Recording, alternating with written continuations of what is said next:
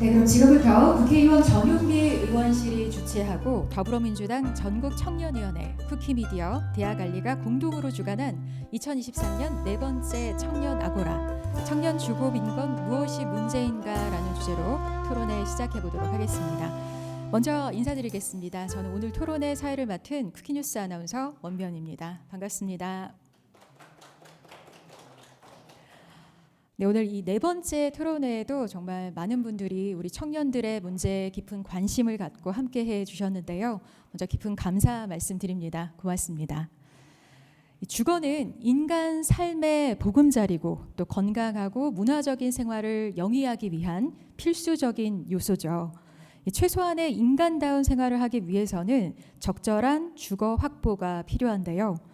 하지만 한국청소년정책연구원의 보고서에 따르면 대한민국에는 최저 주거 기준에 미달하는 주거 환경에서 거주하는 청년, 즉 주거 빈곤 상태에 있는 청년의 비율이 무려 17%에 달했습니다.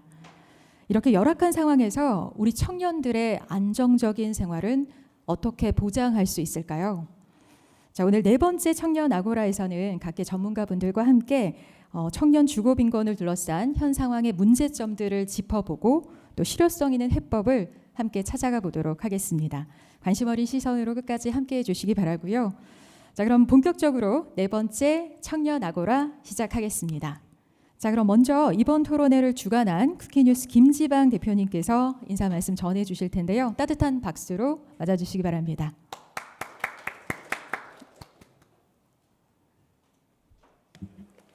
네, 안녕하세요. 쿠키뉴스 김지방 대표입니다. 저희가 이 청년 정책 토론회 청년 아고라 이번에 이제 네 번째로 하고 있는데요. 지금까지 했던 다른 주제들도 되게 중요하고 심각한 주제였는데 오늘 주제야말로 정말 문제는 심각한데 해법은 정말 보이지 않는 그런 중요한 문제인 것 같습니다. 예. 근데 그 중에서도 약간의 위로가 되는 건 뭐냐면 이 청년들의 주거 환경이 열악해지고 또 앞으로 더 나아질 수 있다는 희망이 점점 약해지고 있다라고 하는 사실이 대한민국만의 문제가 아니고 전 세계적인 문제더라고요. 이게 참 그만큼 문제가 심각하면서도 또 풀기 어렵다는 뜻인데요. 오늘 이 자리에서 이제 저희가 토론하면서도 과연 어떤 답이 나올 수 있을지 그건 잘 모르겠지만 청년들이 처해 있는 환경, 현실 이것들부터 저희가 먼저 살펴보고요. 또 이 문제를 또 오랫동안 또 현장에서 같이 고민하고 또 연구해 오신 분들이 그 좀 더 체계적으로 이 문제들 좀 짚어주시고 분석해 주시면은 앞으로 좀 우리가 어떤 방향으로 이걸 개선해 나갈 수 있을까 하는 어떤 희망을 찾는다기보다 우리가 스스로 만들어갈 수 있는 그런 자리가 되지 않을까 그런 생각 조금 해봅니다. 오늘 이 귀중한 자리 마련해 주신 전영기 의원님 비롯해서 더불어민주당 전국청년위원회 그리고 대화관리 감사드리고요. 또 귀한 시간 내서 오늘 발표 맡아주신 강윤민 교수님 또 좌장 맡아주신 최은영 소장님 또 지수위원장님 또 패널로 참여하신 모든 분들 감사드립니다. 저도 잘 듣고 저희 쿠키뉴스도 이 문제에 계속 관심 가지고 열심히 취재하고 보도하겠습니다. 감사합니다. 네, 김지방 대표님께서 인사 말씀 전해주셨고요. 다음은 청년 아고라를 위해 열심히 애쓰고 계신 분이시죠. 대화관리 김현준 대표님께 한 말씀 청해 보겠습니다. 큰 박수로 맞아주시기 바랍니다. 네, 안녕하세요. 저 비영리 독립언론 대화관리 대표 김현준입니다. 올해 대화관리가 총 6번의 청년 아고라를 열게 되었습니다. 그래서 오늘이 네 번째 토론회인데요. 주거빈곤 관련해서 토론회를 열게 되었습니다. 사실 청년들의 주거빈곤 문제가 좀 날이 갈수록 점점 심화되는 것 같습니다. 좀 바깥에 보면은 아파트도 그렇고 좀 빌딩도 그렇고 굉장히 높이 올라가는 건 많은데 현실적으로 좀 사회에 이제 막 발을 내딛은 청년들이 살 만한 공간이 많이 없는 것 같습니다. 그리고 저도 그렇고 제 친구들도 그렇고 이제 막 서울에 올라오면서 좀 자취방에도 살기도 하고 뭐 구시원에도 살기도 하고 그러는데 대부분 사실 평균 5평 정도 되는 집이나 아니면은 뭐 반지하 이렇게 구해서 살고 있습니다. 근데 이제 막 집에 하자가 있어도 사실 좀 그 집을 떠나기가 어려운 게 또 집을 사실 구하기가 굉장히 어렵습니다. 그래서 좀 그런 게 마음 아픈 현실인 것 같고요. 그래서 오늘 이제 청년 당사자분들 많이 모셨습니다. 그래서 청년 당사자분들께서 좀 이렇게 현실적으로 느끼는 문제나 뭐 직접적으로 좀 간접적으로 느끼는 문제에 대해서 많이 이야기해 주셨으면 좋겠고요. 또 전문가분들도 모셨습니다. 교수님 김효민 교수님도 모셨고요. 임덕영 연구위원님도 모셨습니다. 함께 해주셔서 정말 감사하다는 말씀드리고요. 오늘 발제를 맡아주신 민달팽이 유니온 지수위원장님, 또 좌장을 맡아주신 한국도시연구소 최은영 소장님께도 정말 감사하다는 말씀드립니다. 네, 오늘 토론 와주셔서 정말 감사합니다. 더위가 계속되는데 더위 조심하시고요. 오늘 토론도 잘 이끌어 주시길 바라겠습니다. 감사합니다. 네, 김현준 대표님 인사 말씀 함께 하셨습니다. 자, 그럼 청년 주거 빈곤 무엇이 문제인가를 주제로 하는 네 번째 청년 아고라 들어가 보도록 하겠습니다. 그 첫 순서로 민달팽이 유니온 지수 위원장님께서 평생 임차 세대의 주거 빈곤이라는 주제로 발표해 주실 텐데요. 따뜻한 박수로 맞아주시기 바랍니다. 제가 세입자 교육이라는 이름으로 전국의 청년들을 만나러 다니고 있습니다. 그래서 연간 80회 정도 교육을 하는데요. 청년, 그리고 1인 가구, 그리고 이제 자립준비 청년 이렇게 해서 이제 다양한 사람들에게 주택임대차 시장에서 우리가 권리로서 주장할 수 있는 것, 우리가 권리 침해를 당했을 때 어떻게 대응할 수 있는지, 제도가 없을 때 민간 요법으로 무엇을 또 이용해 볼 수 있을지 이런 것들을 좀 나누면서 이제 그 기존의 이제 교육이나 아니면 기존의 제도가 채워주지 못하는 부분들을 메꾸기 위해서 단체 차원에서도 노력하고 있습니다. 근데 이제 그런 활동을 하기 위해서 전국 가다 보면 이제 큰 역을 다닐 거 아니에요. 근데 이제 서울역인가 용산역인가 어디를 딱 갔는데 저게 딱 붙어 있는 거예요. 청년들은 좋겠다 이러면서 우리를 참 부러워하는 그런 이제 어떤 광고 문구가 있길래 좀 찍어봤습니다. 근데 왜 좋겠거니 하니까 전세 대출을 받아서 좋을 거래요. 그리고 또 왜 좋을 거니 하니까 청약 저축을 우대해 준다는 거예요. 이 두 개 때문에 너네 참 좋겠다라는 내용으로 어떤 시중은행에서 광고를 걸어놓은 것을 보고 이제 너무 아이러니하더라고요. 그러니까 저것을 왜 우리가 좋은 일이라고 여기게 됐을까? 그리고 왜 저 광고가 이 청년들에게 먹힐 것이라고 여겨지고 있을까? 이 한국 사회에서는 그런 것들을 좀 질문하게 되는 그런 장면이기도 했습니다. 그 이제 발제문에 적어놨던 것처럼 민유는 초창기에는 대학생들을 중심으로 기숙사 공급, 그리고 이제 기숙사의 그 이제 기숙사에서의 벌어지는 인권 침해 문제 해결 뭐 이런 것들을 같이 이야기해 왔었는데요. 사실 그 장면들이 지금도 계속 반복되고 있습니다. 그 한 예시를 좀 보여드릴 건데 여기는 그 주택가 근처에 행복기숙사라는 것이 지어지는 어떤 그 위치인데요. 여기에 지어지게 된 경위에는 여기 말고 그 대학교 인근에 그 학교가 소유하고 있는 녹지가 있어서 거기에 기숙사를 지으려고 했더니 당시에 이제 거기가 성북구였는데요. 성북구 구의원 전부가 반대하고 이제 지역 주민들이 반대하면서 기숙사 공급이 아예 무산이 됐었고 그 과정 속에서 이제 완전 대학가 인근은 아니지만 이제 공공의 부지를 이용해서 행복기숙사라는 게 이제 지어지게 됐습니다. 그래서 지금 계속 이미 공급이 되었고요. 근데 이것이 지어지는 과정 속에서도 사실 그 지역 주민들과 그 이제 정치인 사이에서의 그 이제 반대들이 꽤나 심했는데 사실 반대할 때 이제 나오는 이야기들이 몇 가지 좀 전형적인 것들이 있습니다. 그 중에 하나가 이제 교통 혼란, 뭐 인구가 이미 과밀한데 여기에 또 청년들이 몰려오면 우리가 어떻게 여기서 쾌적한 삶을 살겠냐 이런 것도 있는데 요 동네의 특징은 어쨌든 그 자가 소유 비율이 꽤 높은 아파트 단지가 주변에 꽤나 이제 밀접해 있었고 그러면서 이제 거기에 이미 정착해서 살고 있던 아이들의 안전을 위협한다. 그것이 어떤 형태로든 범죄 위험이 느껴진다라고 하면서 반대들이 사실 굉장히 극심했던 적이 있습니다. 그리고 이제 그러면 아파트 근처가 아니라 녹지 근처로 가면 좀 나을까 했을 때도 사실 거기도 이제 다른 반대가 충분히 있을 수 있는 것이 이제 생태계를 파괴한다는 거예요. 그래서 제가 이때는 저는 졸업을 늦게 해가지고 그 졸업 전에 저는 이걸 보면서 이제 하숙방을 왔다 갔다 했는데 제가 살던 하숙집이 30만 원이었습니다. 근데 그때 이제 학교에서 지은 민자 기숙사가 2인실인데 월에 49만 5천 원이었고 세탁기 없었고 식비 다 별도였고 그러니까 저는 그냥 이제 생판남이랑 조그만 합방해서 산다 하더라도 월세 30만 원에 아침 저녁 밥을 주시는 하숙집 사는 게 훨씬 나았던 거죠. 환경이 물론 열악했지만 절대적인 주거비 부담이 있었기 때문에. 근데 이제 기숙사를 계속 짓는 것에 대한 이제 반대가 엄청 조직적으로 있었던 거예요. 근데 그 이유들을 이제 타고 가보니까 실제로 2011년에 기숙사가 1000명 규모가 지어지면서 그때 당시 인근 원룸 임대료가 월 평균 5만 원이 내려갔던 시기가 실제로 있었다고 합니다.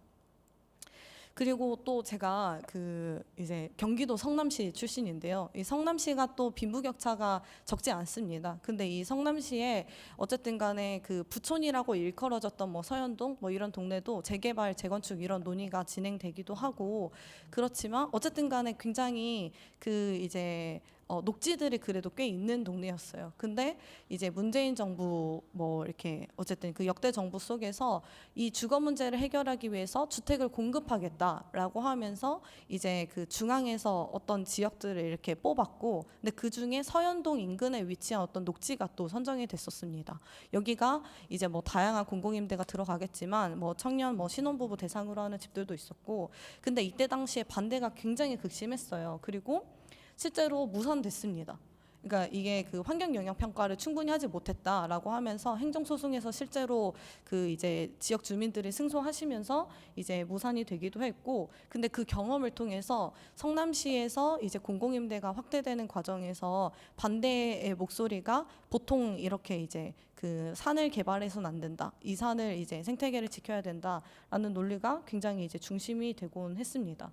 그러면서 또 한편으로는 이제 이런 이 청년주택 어쨌든 간에 이게 생태계를 보호한다 뭐 이런 이야기들을 하기도 하지만 사실 행복주택을 반대하는 것에는 어쨌든 간에 집값 그리고 여기가 소유자 중심으로 이제 구성되었던 지역에 이제 세입자들이 그리고 공공임대에 입주하는 사람들이 입주하게 되는 것에 대한 반발심이 굉장히 강하게 작동했다라고 볼 수 있는데, 실제로 민유에서 2015년에 목동 위치의 행복주택이 무산되는 과정을 이제 쭉 같이 조사한 적이 있습니다. 당시 새누리당 길성우 국회의원이 인터뷰를 한 내용인데요. 네, 인터뷰 전에 이제 반대 대책위를 하셨던 대책위 분들의 이제 대표 분이 이제 얘기하신 건데, 청년들이 이제 떼를 쓴다. 목동에 살고 싶으면 열심히 일하라는 것이다. 청년을 적대시하는 것이 아니라 자성을 해야 된다. 열심히 하지 않고 주어지기를 바라는 거에 대해서 생각해야 된다. 이런 얘기를 하시고, 새누리당 길성우 국회의원은 당시에 그래도 우리 주민들에게 감사하다. 집값 떨어지는 것에 분명히 생각을 했을 텐데 그것을 공개석상에서 문제 제기하지 않았다라는 것이 주민들의 수준을 이야기한다. 하지만 집값에 영향을 줄 것이다. 이런 얘기를 하면서 실제로 청년들 뭐 사는 집 필요하겠지, 신혼부부 사는 집 필요하겠지. 하지만 굳이 꼭 큰 집 내에 큰 대양 단지를 만들어서 해야 하는 이유를 잘 모르겠다라고 하면서 결과적으로는 여기도 행복주택이 지어지지 않았습니다.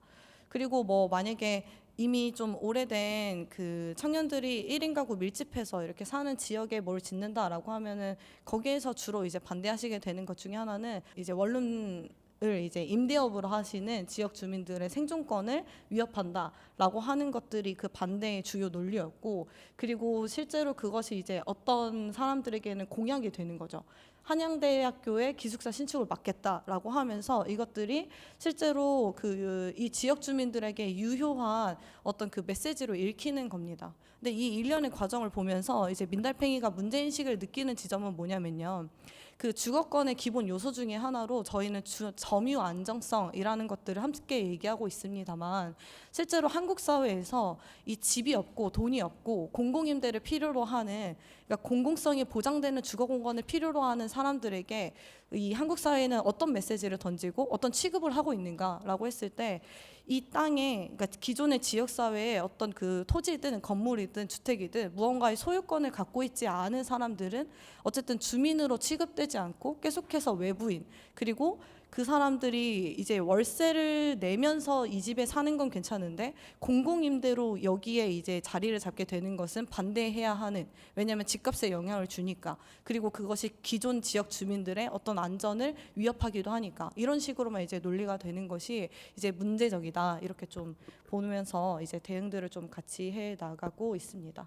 실제로 이게 공공임대에 대한 혐오도 심한데 청년이 결합되면요, 이게 더 이제 청년 혐오까지도 이제 붙게 됩니다. 이 가장 오른쪽에 있는 이게 그 실제로 아파트 단지에 쭉 정기적으로 뿌려졌던 이제 찌라시 중 하나인데요. 19에서 39세 사이의 청년은 누구냐?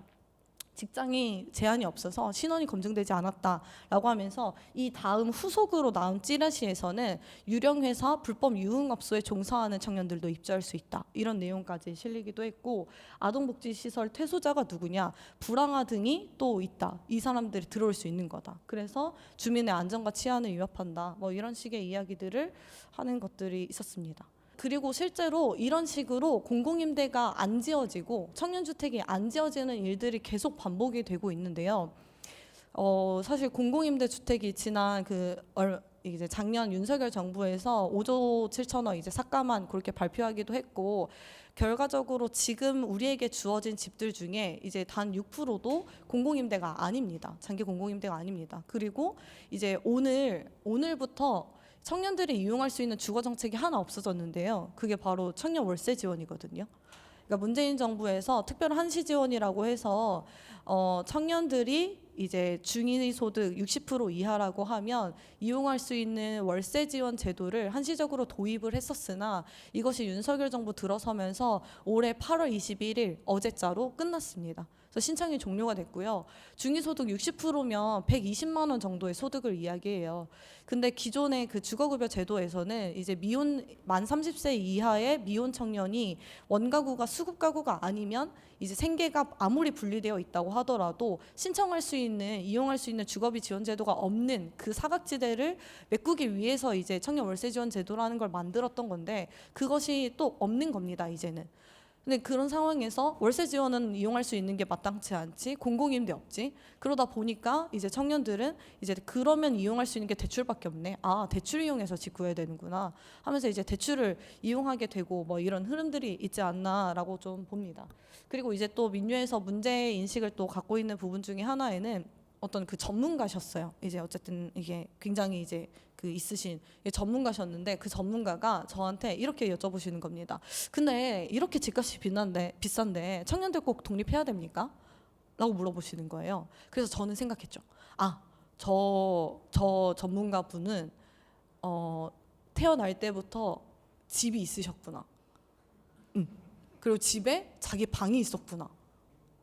그리고 본인 또한 자기 자녀에게 어떤 그 원한다면 얼마든지 독립을 시켜줄 수 있는 기본 자산이 어느 정도 있으시구나 라고 저는 또 무심코 이제 그렇게 좀 일반화를 하길래 해버렸습니다. 그래서 그런 생각을 속으로 이제 그런 생각을 했는데, 실제로 독립이, 그러니까 저는 독립하고자 하는 시기를 저는 사회가 정할 수 없다고 생각해요. 그러니까 개인의 상황이 너무나 다양하고 다층적인 게 어떤 그 차별이든 폭력이든 어떤 상황에 개인이 놓여 있을 수 있는데, 그랬을 때 그 개인이 오롯이 자립할 수 있도록 도와주는 게 사실 사회의 역할이지만, 한국 사회는 그것에 대한 이제 제한들이 꽤나 이제 많은 것이고, 그리고 그런 상황에서 사회 보장제도 뭐 어떤 공공임대 이런 걸 이용하지 않고 모르겠어, 난 일단 독립하겠어라고 했을 때 그 사람들이 놓이게 되는 것은 앞에서 이제 인사말 하시면서 이야기했던 뭐 지옥고, 뭐 열악한 주거 환경, 뭐 그런 환경에 놓이게 되는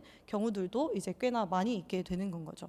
근데 그런 상황 속에서 그 이제 한국은 세입자를 보호하기 위한 관리감독 제도가 아주 미흡하다 보니까, 그런 상황에 이제 막 독립하고 이제 막 가입하려고 하는 청년들이 이제 그냥 홀로 놓이게 되고, 그 상황에서 공인중개사나 임대인과 만났을 때 이제 차별이나 부당한 행위를 이제 요구받는 그런 차별적인 경험을 해왔던 것들이 이제 계속해서 쌓여 나가고 있습니다. 그래서 그런 것들을 좀 이제 집중해서 민유에서 같이 대응을 하고 있고요.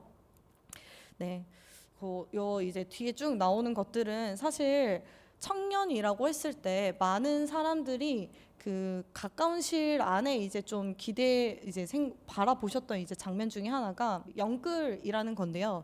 실제로 그 영끌이라는 말이 2020년 하반기에 갑자기 우후죽순으로 이제 마구마구 쏟아지면서 이제 요즘 청년들이 부동산에 큰 손으로 등장했다. 청년들이 패닉 바잉을 하고 있다. 집값이 계속 오르니까 더 오르기 전에 집을 사야 한다라고 하면서 집을 사고 있는데, 이게 지금 대출이 부족해서 청년들이 더 못하고 있으니 대출을 확대해야 한다라는 목소리가 굉장히 강한 것처럼 보도가 됐었고, 실제로 당시 정부 그리고 당시에 이제 정당을 막론하고 많은 정치인들이 그런 정책이 필요하다고 함께 목소리를 내는 것, 그것이 청년들을 이제 대신해서 청년들을 위해서 이제 만드는 주거 정책인 것처럼 이제 행위를 했던 시기들이 있었습니다.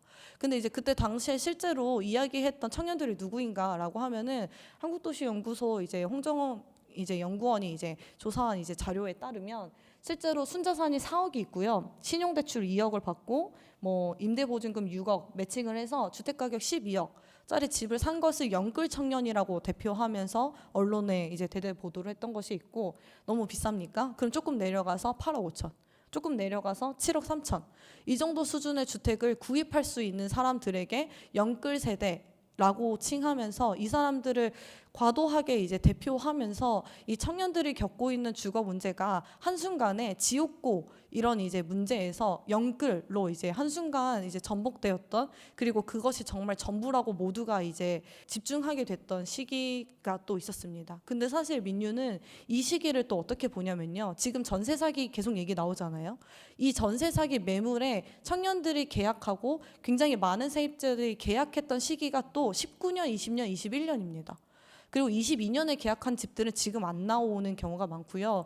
민유가 22년에 전세 사기 주택 대응했던 곳은 아직 보도가 한 번도 안 됐습니다. 저 이제 기다리고 있는 상황이시겠죠. 근데 이제 이런 것들이 그냥 대표가 되면서 이때 당시에 실제로 이제 그 뭐 문재인 정부가 부동산 정책을 잘못 펴서 뭐 이런 식의 이제 호도 뭐 이런 이제 비판 같은 것들이 붙으면서 그 다음으로 들어선 윤석열 정부는 그동안의 청년 주거 정책이 임대를 중심으로 이루어져 왔으니 우리는 이제 청년들의 집에 대한 꿈과 희망을 복원해주기 위해, 원희룡이 그렇게 말을 했는데요. 청년들의 집에 대한 꿈과 희망을 복원해주기 위해서 이제 분양주택, 뭐 주택 구입 이런 것들을 장려하기 위한 정책들을 펼치겠다라고 하면서 이제 그 공공 분양, 그리고 미혼 청년에게 이제 청약에서 어떤 특혜를 주는 것, 그리고 이제 보금자리론을 이제 청년 대상으로 또 이제 어떤 그 완화된 그 기준을 제시하는 것, 이런 것들을 중심으로 청년 주거 정책을 현재 이제 펼치고 있는데요. 민유에서는 이런 지점에 대한 이제 문제인식이 있는 겁니다. 실제로 그 이제 자료에서 계속 이야기하고자 했던 것들은 청년 주거라고 했을 때 지금 누구를 대상으로 하고 있는 정책이 한국에서 펼쳐지고 있냐라는 건데요. 그 특례 보금자리론 요거 청년을 달고서 또 엄청 홍보를 했거든요. 그러면 이제 청년들은 기대를 합니다. 집 문제 너무 심각한데 뭔가 청년 모시게 하니까 한번 볼까 하면서 이제 봅니다. 내용을 보니까 9억 이하의 주택을 최대 5억까지 대출을 해주고요. 청년 신혼부부가 연령대가 만 34세 이하면 50년 동안 빌려주고 만 39세 이하면 40년 동안 빌려줍니다. 보통 30년 빌려주는데 더 많이 빌려주겠다는 거예요. 그러면서 만약에 생애 최초면 LTV 80%까지도 대출이 가능한 것으로 해줍니다. 근데 그랬을 때 그 정책을 실제로 이용할 수 있는 사람들은 누구냐?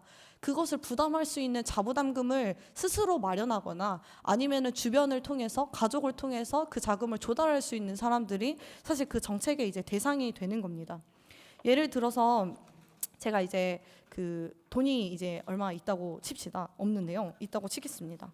자부담금 3억이 있습니다. 그래서 시중금리보다 아주 낮은 수준의 이자를 내면서 5억을 30년 동안 빌리겠다고 칩니다. 그러면 매매가 8억 원짜리를 아파트를 이제 지원받기 위해 이제 그 청약을 받는 과정에서 구입하는 과정에서 국가의 재정과 이제 기금이 뭐 이런 것들이 투입이 되는데 그러면 저는요 매달 250만 원 정도를 이제 상환하면서 주택 소유를 유지하고 그 과정에서 1가구 1주택이기 때문에 종부세는 안 냅니다. 그러다가 주택 가격이 상승하면 예를 들어 매매가가 11억이 됐다고 칩시다. 절대 11억이 됐다고 쳤을 때 매도를 합니다. 그러면 저는 시세 차익을 얻고요. 양도세에 대한 감면 혜택도 누릴 수 있게 됩니다. 근데 그 과정 속에서 어쨌든 간에 국가가 이제 청년들의 주거 문제 해결에 있어서 우선순위를 매긴 그 결과가 저는 이제 그 투입되는 것이라고 보는데요. 만약에 제가 5억을 30년 빌린다. 근데 이제 국가의 그 저리 대출을 이용한다라고 하면은 저는 매월 80만 원 정도는 지원을 받습니다. 3억을 가지고 있고 8억짜리 주택을 소유하게 된 제가 국가의 이름으로 된 어떤 돈을 월마다 80만 원은 기본 보장받으면서 최대 30년까지는 어떤 그 지원을 누릴 수 있는 거예요. 근데 이제 민유에서는 이게 그 한국에서 청년 주거 문제 해결이라고 했을 때 어떤 청년의 어떤 주거 문제를 해결하기 위한 정책을 설계하고 그것을 우선했냐라는 거에 대한 이제 비판이 있는 것인데, 그러니까 중위소득 60% 월 120만 원 그거 이하 벌고 있는 청년들의 지금 월세 부담을 줄이기 위한 정책은 아예 없애버려 놓고 이제 그런 정책들은 계속 늘리고 더 만들겠다 이런 얘기들을 하고, 공공분양도 미혼 청년 이제 특별공급 이런 것들 이야기하는데 그렇게 나오는 주택들을 실제로 구입할 수 있는 청년들, 그러면은 시세의 50%로 그것을 구매한다는 것은 시세 50%만큼의 것을 어쨌든 간에 국가가 보장해주고 그것이 결과적으로 완전히 사인에게 개인에게 이제 소유되는, 그리고 영구적으로 개인에게 넘어가는 이것들을 그냥 국가가 인정하겠다라는 것이잖아요. 그것을 이제 긍정하면서 그것을 되려 독려하는 방식으로 정책이 진행되고 있는데, 이런 식으로 청년 주거 문제 해결할 수 있냐? 해결할 수 없다고 민유는 보는 겁니다. 그리고 그것들을 이제 이야기할 때 이제 함께 다루고자 했던 개념이 그 평생 임차 세대에 대한 개념인데요.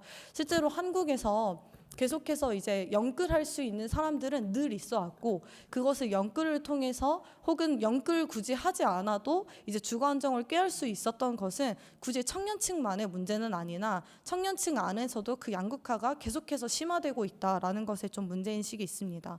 근데 그랬을 때 계속해서 국가가 펼치는 정책들이 주거 사다리, 월세 살다가 전세 살다가 자가를 소유하게 되는 그 사다리를 중심으로 정책을 펼치다 보면 집이 없으니까 집을 계속 짓자. 그러면서 연간 40만 원, 50만 원 집을 이미 너무 많이 지었고 주택 보급률 103.6% 넘어섰지만 그 집을 실제로 자가 점유하고 있는 사람들의 수는 60%를 한 번도 넘지를 못하고 다주택자는 계속 늘어가고 그 집을 직접 고소득 청년이 살 수도 있겠으나 이제 그렇지 않고 이제 10대에서 그리고 부모에게 상속으로 증여로 통해서 이제 소유하게 되고 그걸 통해서 더 많은 집을 더 많은 자산을 이제 증식하게 되는 그 과정을, 사실 청년 주거 정책은 설계할 때부터 그것을 직시한 채로 그 문제를 어떻게 해결할 것인가를 중심으로 설계되어야 하는 것도 아닌가에 대한 이제 비판 인식이 있습니다. 그랬을 때 이제 그 청년 주거 빈곤이라고 했을 때 많이들 이제 생각하시는 장면이 지옥고, 비닐하우스, 고시원을 얘기했으니까 그런 이제 열악한 주거 환경을 이야기하는데, 실제로 그런 문제들을 해결하기 위해서 그간 많은 청년 주거 정책들이 펼쳐졌죠. 행복주택도 이제 지옥고 청년들을 위한 행복주택, 역세권 청년주택 그런 것들이 있었는데, 행복주택 그 비싼 곳은요 보증금이 2억 4천입니다. 거기에 지옥고 청년이 어떻게 들어가겠어요?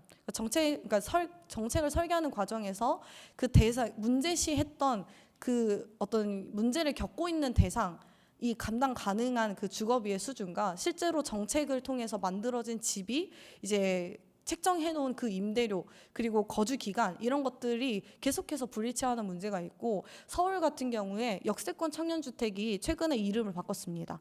청년 안심주택으로 이름을 바꿨는데요. 역세권이 빠졌잖아요. 왜 빠졌냐면 이게 그러니까 어쨌든 간에 공공에서 민간의 부지에 이제 용도 상향을 해주고 건폐율 용적률 열어주고 대출 같은 거 연계해주고 공실 같은 거 최초 입주 같은 경우에는 같이 관리를 하게 되고 이런 것들에 이제 혜택을 주면서 어쨌든 간에 민간 땅의 공공임대를 그 주택 중에 뭐 20%라도 이제 보장하겠다라고 하면서 이제 만들어진 정책인데 이게 실제로 10년 뒤에 전부 분양 전환이 가능하다 보니까 10년 뒤에 그 가치를 판단해서 사업성 검토해서 들어오는 사업자들이 역세권에만 있지 않게 된 겁니다. 그러면서 역세권이 빠지고요. 대로변이면 다 된다는 거예요.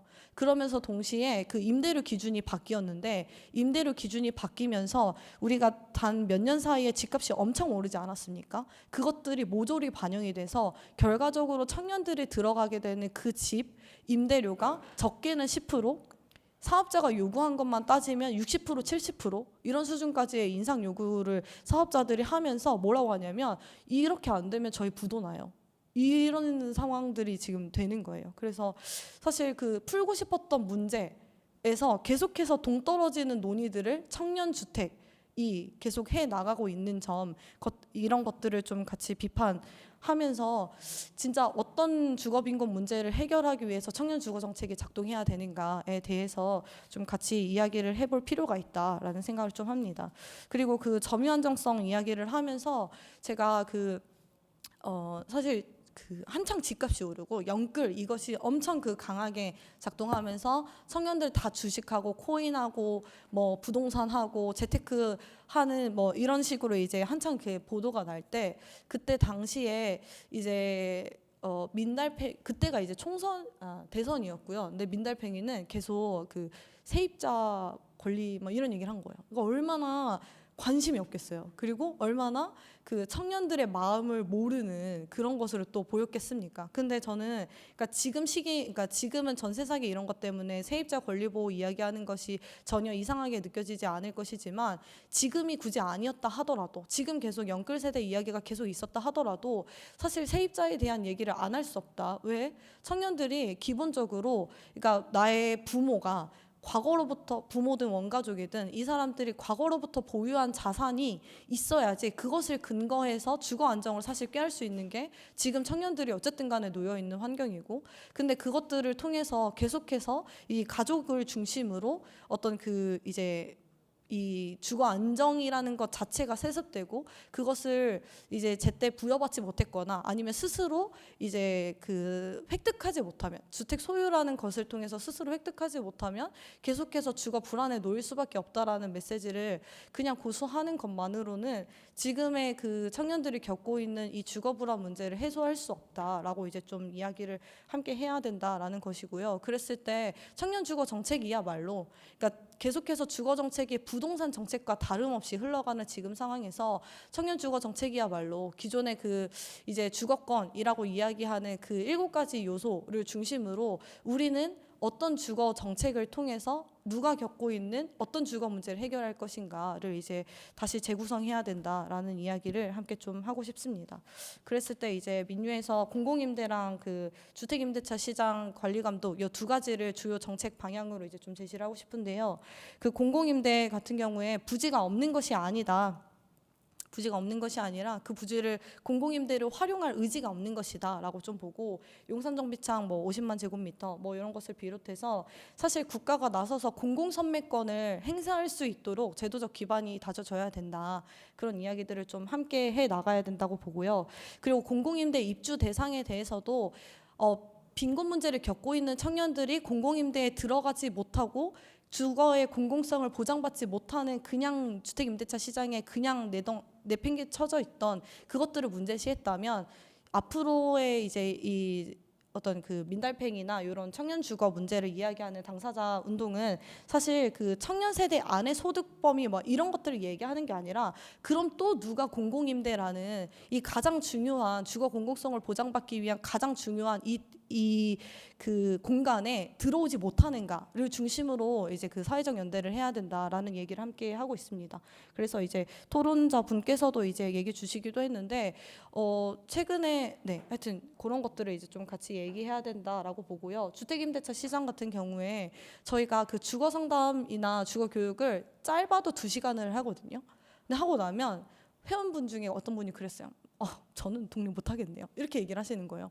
독립 못할 것 같다는 위협감을 느낄 수밖에 없는 거죠. 주택임대차 시장의 구조적인 문제를 하나하나 뜯어보다 보면 나한테 그렇게 많은 보증금을 요구하지만 하다못해 버팀목 전세대출 중에 HF 이용하거나 중기청 대출 100% 말고 다른 거 이용하고 하면은 보증보험 가입이 의무가 아닌데 그런 거를 은행원도 안 알려주고 중개사도 안 알려주고 대출 브로커도 당연히 설명 안 해주고 이러다 보니까 그냥 대출 나오니 괜찮겠지 하고 계약을 했는데 나중에 보증금 떼이고 이제 나한테 모든 것을 청구하고 뭐 이런 문제들을 설명하다 보면요.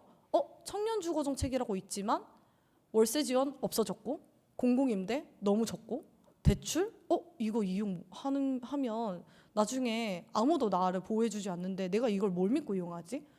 그럼 나 독립 어떻게 하지? 이런 상황에 놓이게 되는 거예요. 그럼 그럴수록 독립하지 않고 나의 거주를 위탁할 수 있는 공간이 있는 사람과 그것조차도 없는 사람이 그냥 민간 임대차 시장에서 각재동생해야 되는 그런 상황일수록 더욱더 그 불안이 더 양극화된다. 이런 구조적인 문제 같은 것들도 함께 이야기해 나갈 수 있다면 좋겠습니다. 네. 그래서 민달팽이가 요새 활동하고 있는 것들은 그래서 청년 주거 빈곤 문제를 다루는 데 있어서 한 시절에는 민유가 왜 그 종부세 내는 청년들의 불안을 이해해주지 않냐 이런 말을 어떤 그 PD님한테 들은 적이 있어요. 근데 이제 말할 수 있다. 이제 말할 수 있다. 기존에 그 우리가 함께 이야기하는 주거권이라는 것에 대해서 7가지 요소를 중심으로 저는 모든 이 한국 사회의 주거 문제를 다시 재구성해야 된다. 무엇이 지금 시급하게 해결해야 하는 문제고 어떤 기조를 중심으로 우리가 주거 정책이라는 걸 부동산 정책 아니라 주거 정책이라는 걸 펼쳐야 되는지 그런 얘기들을 함께 해 나갈 수 있다면 좋겠습니다. 네, 감사합니다. 청년 주거 빈곤 무엇이 문제인가라는 주제로 청년 아고라 함께 하고 계신데요. 계속해서 패널 발제와 토론 이어가 보도록 하겠습니다. 먼저 오늘 토론 자장을 맡아 이끌어 주실 한국도시연구소 최은영 소장님을 소개해 드릴게요. 큰 박수로 맞아주시기 바랍니다. 자, 그럼 저는 자장님께 마이크 넘기고 물러가 있겠습니다. 네, 안녕하세요. 방금 소개받은 한국도시연구소 최은영입니다. 제가 이런 토론회와 관련해 가지고 가장 많은 사람들이 참석했던 토론회가 언제였던지를 생각을 해보면 그 10년 분양 주택이 있잖아요. 그것의 임대료를 결정하는 그런 문제와 관련해서 2016년에 있었던 토론회인데, 그러니까 이해 당사자들, 이제 자가 소유와 관련된 문제와 관련해서는 이거보다 몇 배나 되는 것을 이제 사람들이 다 안고 뭐 복도에도 안고 뭐 이런 토론회가 되었어요. 그러니까 이걸 생각을 해보면 이제 집의 소유와 관련된 문제에 관련된, 그러니까 본인의 이해관계에 관련해서는 이제 굉장히 적극적으로 참여하지만, 근데 이제 모두의 문제인 거잖아요. 이 청년 주거 빈곤 문제 같은 경우에는 사실은 항상 이렇게 적은 인원이 이제 토론을 하게 되는 그런 상황이 되긴 하더라고요. 근데 저는 지금 이제 청년 주거 문제와 관련해서는 굉장히 좀 간단하지 않은 문제들이라고 생각해요. 이게 해결이 쉽지 않고 청년도 단순하게 호명할 수 있는 게 아니라 굉장히 다양하거든요. 아까 이제 영끌 담론에 관한 근데 그게 실체가 또 없는 거는 아니라고 보여지고, 지옥고도 마찬가지고, 그러니까 영끌 청년도 있고 지옥고 청년도 있고, 그리고 제가 통계를 보면서 가장 이런 어려운 지점이라고 생각되는 것 중에 하나는 2020년은 우리나라가 인구가 감소하기 시작했거든요. 근데 가구가 50만 가구가 넘게 늘고 서울에 가구가 20만 가구 증가했는데 서울 1인 가구가 15만 가구로 대부분을 차지한단 말이에요. 서울 청년들이 왜 이렇게 가구가 분화가 됐을까 생각을 해보면 이게 당시에 집값 폭등하고 연관이 없다고 보기 힘들어요. 그러니까 한편으로는 청년이 그렇게 분화하고 있고, 또 굉장히 또 많은 청년들은 지옥고에 살거나 단칸방, 그리고 또 요새 문제되는 전세 사기의 피해자들이 청년 세대이고요. 이런 상황에서 굉장히 어렵고, 이 전세, 아까 이제 지수 위원장께서 발제를 하시면서 청년들은 좋겠네라는 그 광고, 근데 걔도 마찬가지로 저는 굉장히 좀 논쟁적인 지점이 있다고 생각해요. 전세 대출이 이게 저렴하거든요. 전세 대출을 받아서 살면 상대적으로 전세 사기를 당할 위험은 있지만 1억을 전세 대출을 받아서 집을 사게 되면 그 대출 이자 뭐 중기청 청년 대출 같은 건 1.2%. 그럼 한 10만 원 정도만 내면 집을 살 수가 있단 말이에요. 그러니까 결국엔 굉장히 사회적 논의가 필요한 것들이 그냥 논의 없이 막 정책으로 하다 보니까 저는 지금의 상황들이 벌어진 거라고 생각이 돼서 우리가 진지하게 논의하고 이런 것들이 그런 논의의 결과 그러니까 이제 그래서 오늘 토론은 뭐 어느 때보다도 좀 그 청년들의 주거 문제를 주제로 하는 만큼 저희가 보통 토론하면 뭐 좋은 발제였습니다 이렇게 인사 그 주례사 비슷한 그런 토론을 하는데 그렇게 하지 않고 좀 치열하게 쟁점들을 가지고 그러니까 토론을 진행하면 어떨까 하는 게 제 생각입니다. 예, 제 말이 좀 길어졌는데 일단 이제 제 순서대로 여기 지금 토론문에 지정 토론이 5분이 계신데 한 7분 정도씩 말씀을 하시고 그리고 이제 좀 더 논의를 하면 좋을 것 같습니다. 그래서 김윤민 이 지금 그 순서대로 일단은 청해 듣도록 하겠습니다. 김윤민 교수님 먼저 부탁드리겠습니다. 네, 안녕하십니까. 국립청원대학교 사회복지학과 김유민입니다. 전 그럼에도 불구하고 좀 좋은 발제였던 것 같다라는 말씀을 먼저 드리고 싶습니다. 사실 이제 청년의 문제 그리고 이제 사회의 문제는 우리가 다양한 방식으로 이야기를 하고 있습니다. 앞서 발제해 주신 내용뿐만 아니라 발제문에 담아 주신 내용들을 보면 다양한 수치화된 지표들을 통해서 청년의 삶이 상당히 열악하다. 그리고 이들의 주거 빈곤 문제가 심각하다라고 하는 것들을 이야기하고 있기는 합니다. 그렇지만 오늘 발제를 통해서 보다 더 생생한 당사자의 목소리 그리고 활동을 하면서 직접 경험한 이야기들을 전해주셨기 때문에 이 청년 주거 빈곤의 문제가 정말 빨리 시급하게 해결해야 된다라는 이야기들을 할 수 있을 것 같습니다. 너무 답이 뻔한 이야기이긴 하지만 사실 우리 사회의 청년의 삶은 어떠할까요? 아까 말씀드렸던 것처럼 뭐 높은 빈곤율과 실업률 그리고 뭐 청년 니트족의 비율이라고 하는 수치화된 지표를 통해서 그들의 삶을 알 수 있고요. 이와 동시에 숫자 이면에 드러나지 않은 그들의 모습들은 너무나도 많은 것을 포기해야 하던 M4 세대 그리고 지하, 옥탑, 고시원이라고 하는 열악한 주거 환경을 의미하는 지옥고 등의 신조어에 내재한 비관적인 의미가 어떻게 보면 청년의 삶을 조금은 이야기해주지 않나라고 생각이 듭니다. 말씀드렸던 것처럼 그럼에도 불구하고 지금까지 청년이라고 호명되었을 때 우리는 이들이 노동 가능하다라고 하는 인식에 포섭되어 왔습니다. 그래서 복지 정책의 발전과 변화의 과정에서 청년은 상대적으로 소외되어 왔습니다. 왜냐하면 너네들이 일해서 능력을 키워서 집을 사고 음식을 사고 여러 가지 어떤 사회 안전망을 대신할 수 있는 너희들의 능력이 있다라는 인식과 담론이 강했던 거죠. 그런데 우리가 지금 알고 있는 것처럼 그렇게 사회 안전망으로부터 배제되어 왔던 청년이 경험하고 있는 그리고 직면하고 있는 위험성의 크기와 강도는 상당히 강하다라고 볼 수 있습니다. 그들은 사회 안전망의 사각지대에 놓이게 되었고 그래서 유동하는 근대의 불안정성에 오롯이 마주할 수밖에 없는 상황에 직면한 것입니다. 물론 이들 청년을 지원해줘야 된다라고 하는 사회적인 공감대는 형성되었습니다. 굉장히 다양한 측면에서 이야기할 수 있는데요.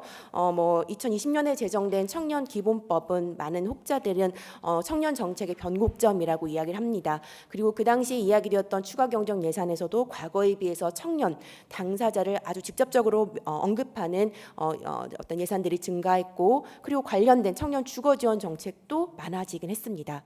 그렇지만 발제문에서 이야기해 주셨던 것처럼 과연 그 정책들이 굉장히 많이 이야기되고 있고 숫자적으로 증가한 정책들이 청년의 주거 빈곤 문제를 해결하는 데 있어서 의미 있는 실효성 있는 정책으로 기능하고 있느냐라고 우리가 물었을 때 그렇지 않다라는 답변을 할 수밖에 없을 것 같습니다. 결론적으로 이야기한다면 사실 보다 정치한 제도적인 변화와 제도적인 개입이 필요하다라고 이야기할 수밖에 없는 건데요. 발제문에서 실제로 굉장히 어떤 다양한 실태 조사를 통해서 청년들이 많은 항목과 많은 지표들에 있어서 가장 열악한 대상이 바로 청년이다라고 하는 것을 알 수 있습니다. 임차 거주나 주거 이동률 혹은 최저 기준 주거 기준 미달 가구 비율이나 1인당 주거 면적 등등 모든 어떤 항목에서 청년은 상당히 열악하다라는 부분들을 많은 지표들이 이야기를 하고 있습니다. 이러한 수치화된 지표들은 청년 가구의 열악한 주거 실태를 단편적으로 확인하는 데 있어서 상당히 유용한 정보를 제공하고 청년 주거 지원 정책 확대 그리고 실효성 있는 정책 확대의 시급성과 당위성을 지지하는 근거로 활용이 되기도 합니다. 하지만 오늘 우리가 발제문에서 그리고 발표를 통해서 접했던 것처럼 열악한 주거에 대한 청년의 경험을 보다 심층적으로 이해하기에는 사실 그 지표만으로는 한계가 있다라는 부분에 있어서 많은 분들이 공감하시리라 생각합니다. 이렇듯 실태 조사에서 포착하지 못한 혹은 제한적으로 밖에 알 수 없는 부분들을 이제 청년들의 열악한 주거 문제에 대한 어떤 당사자의 목소리를 이야기하고자 하는 연구들이 있습니다.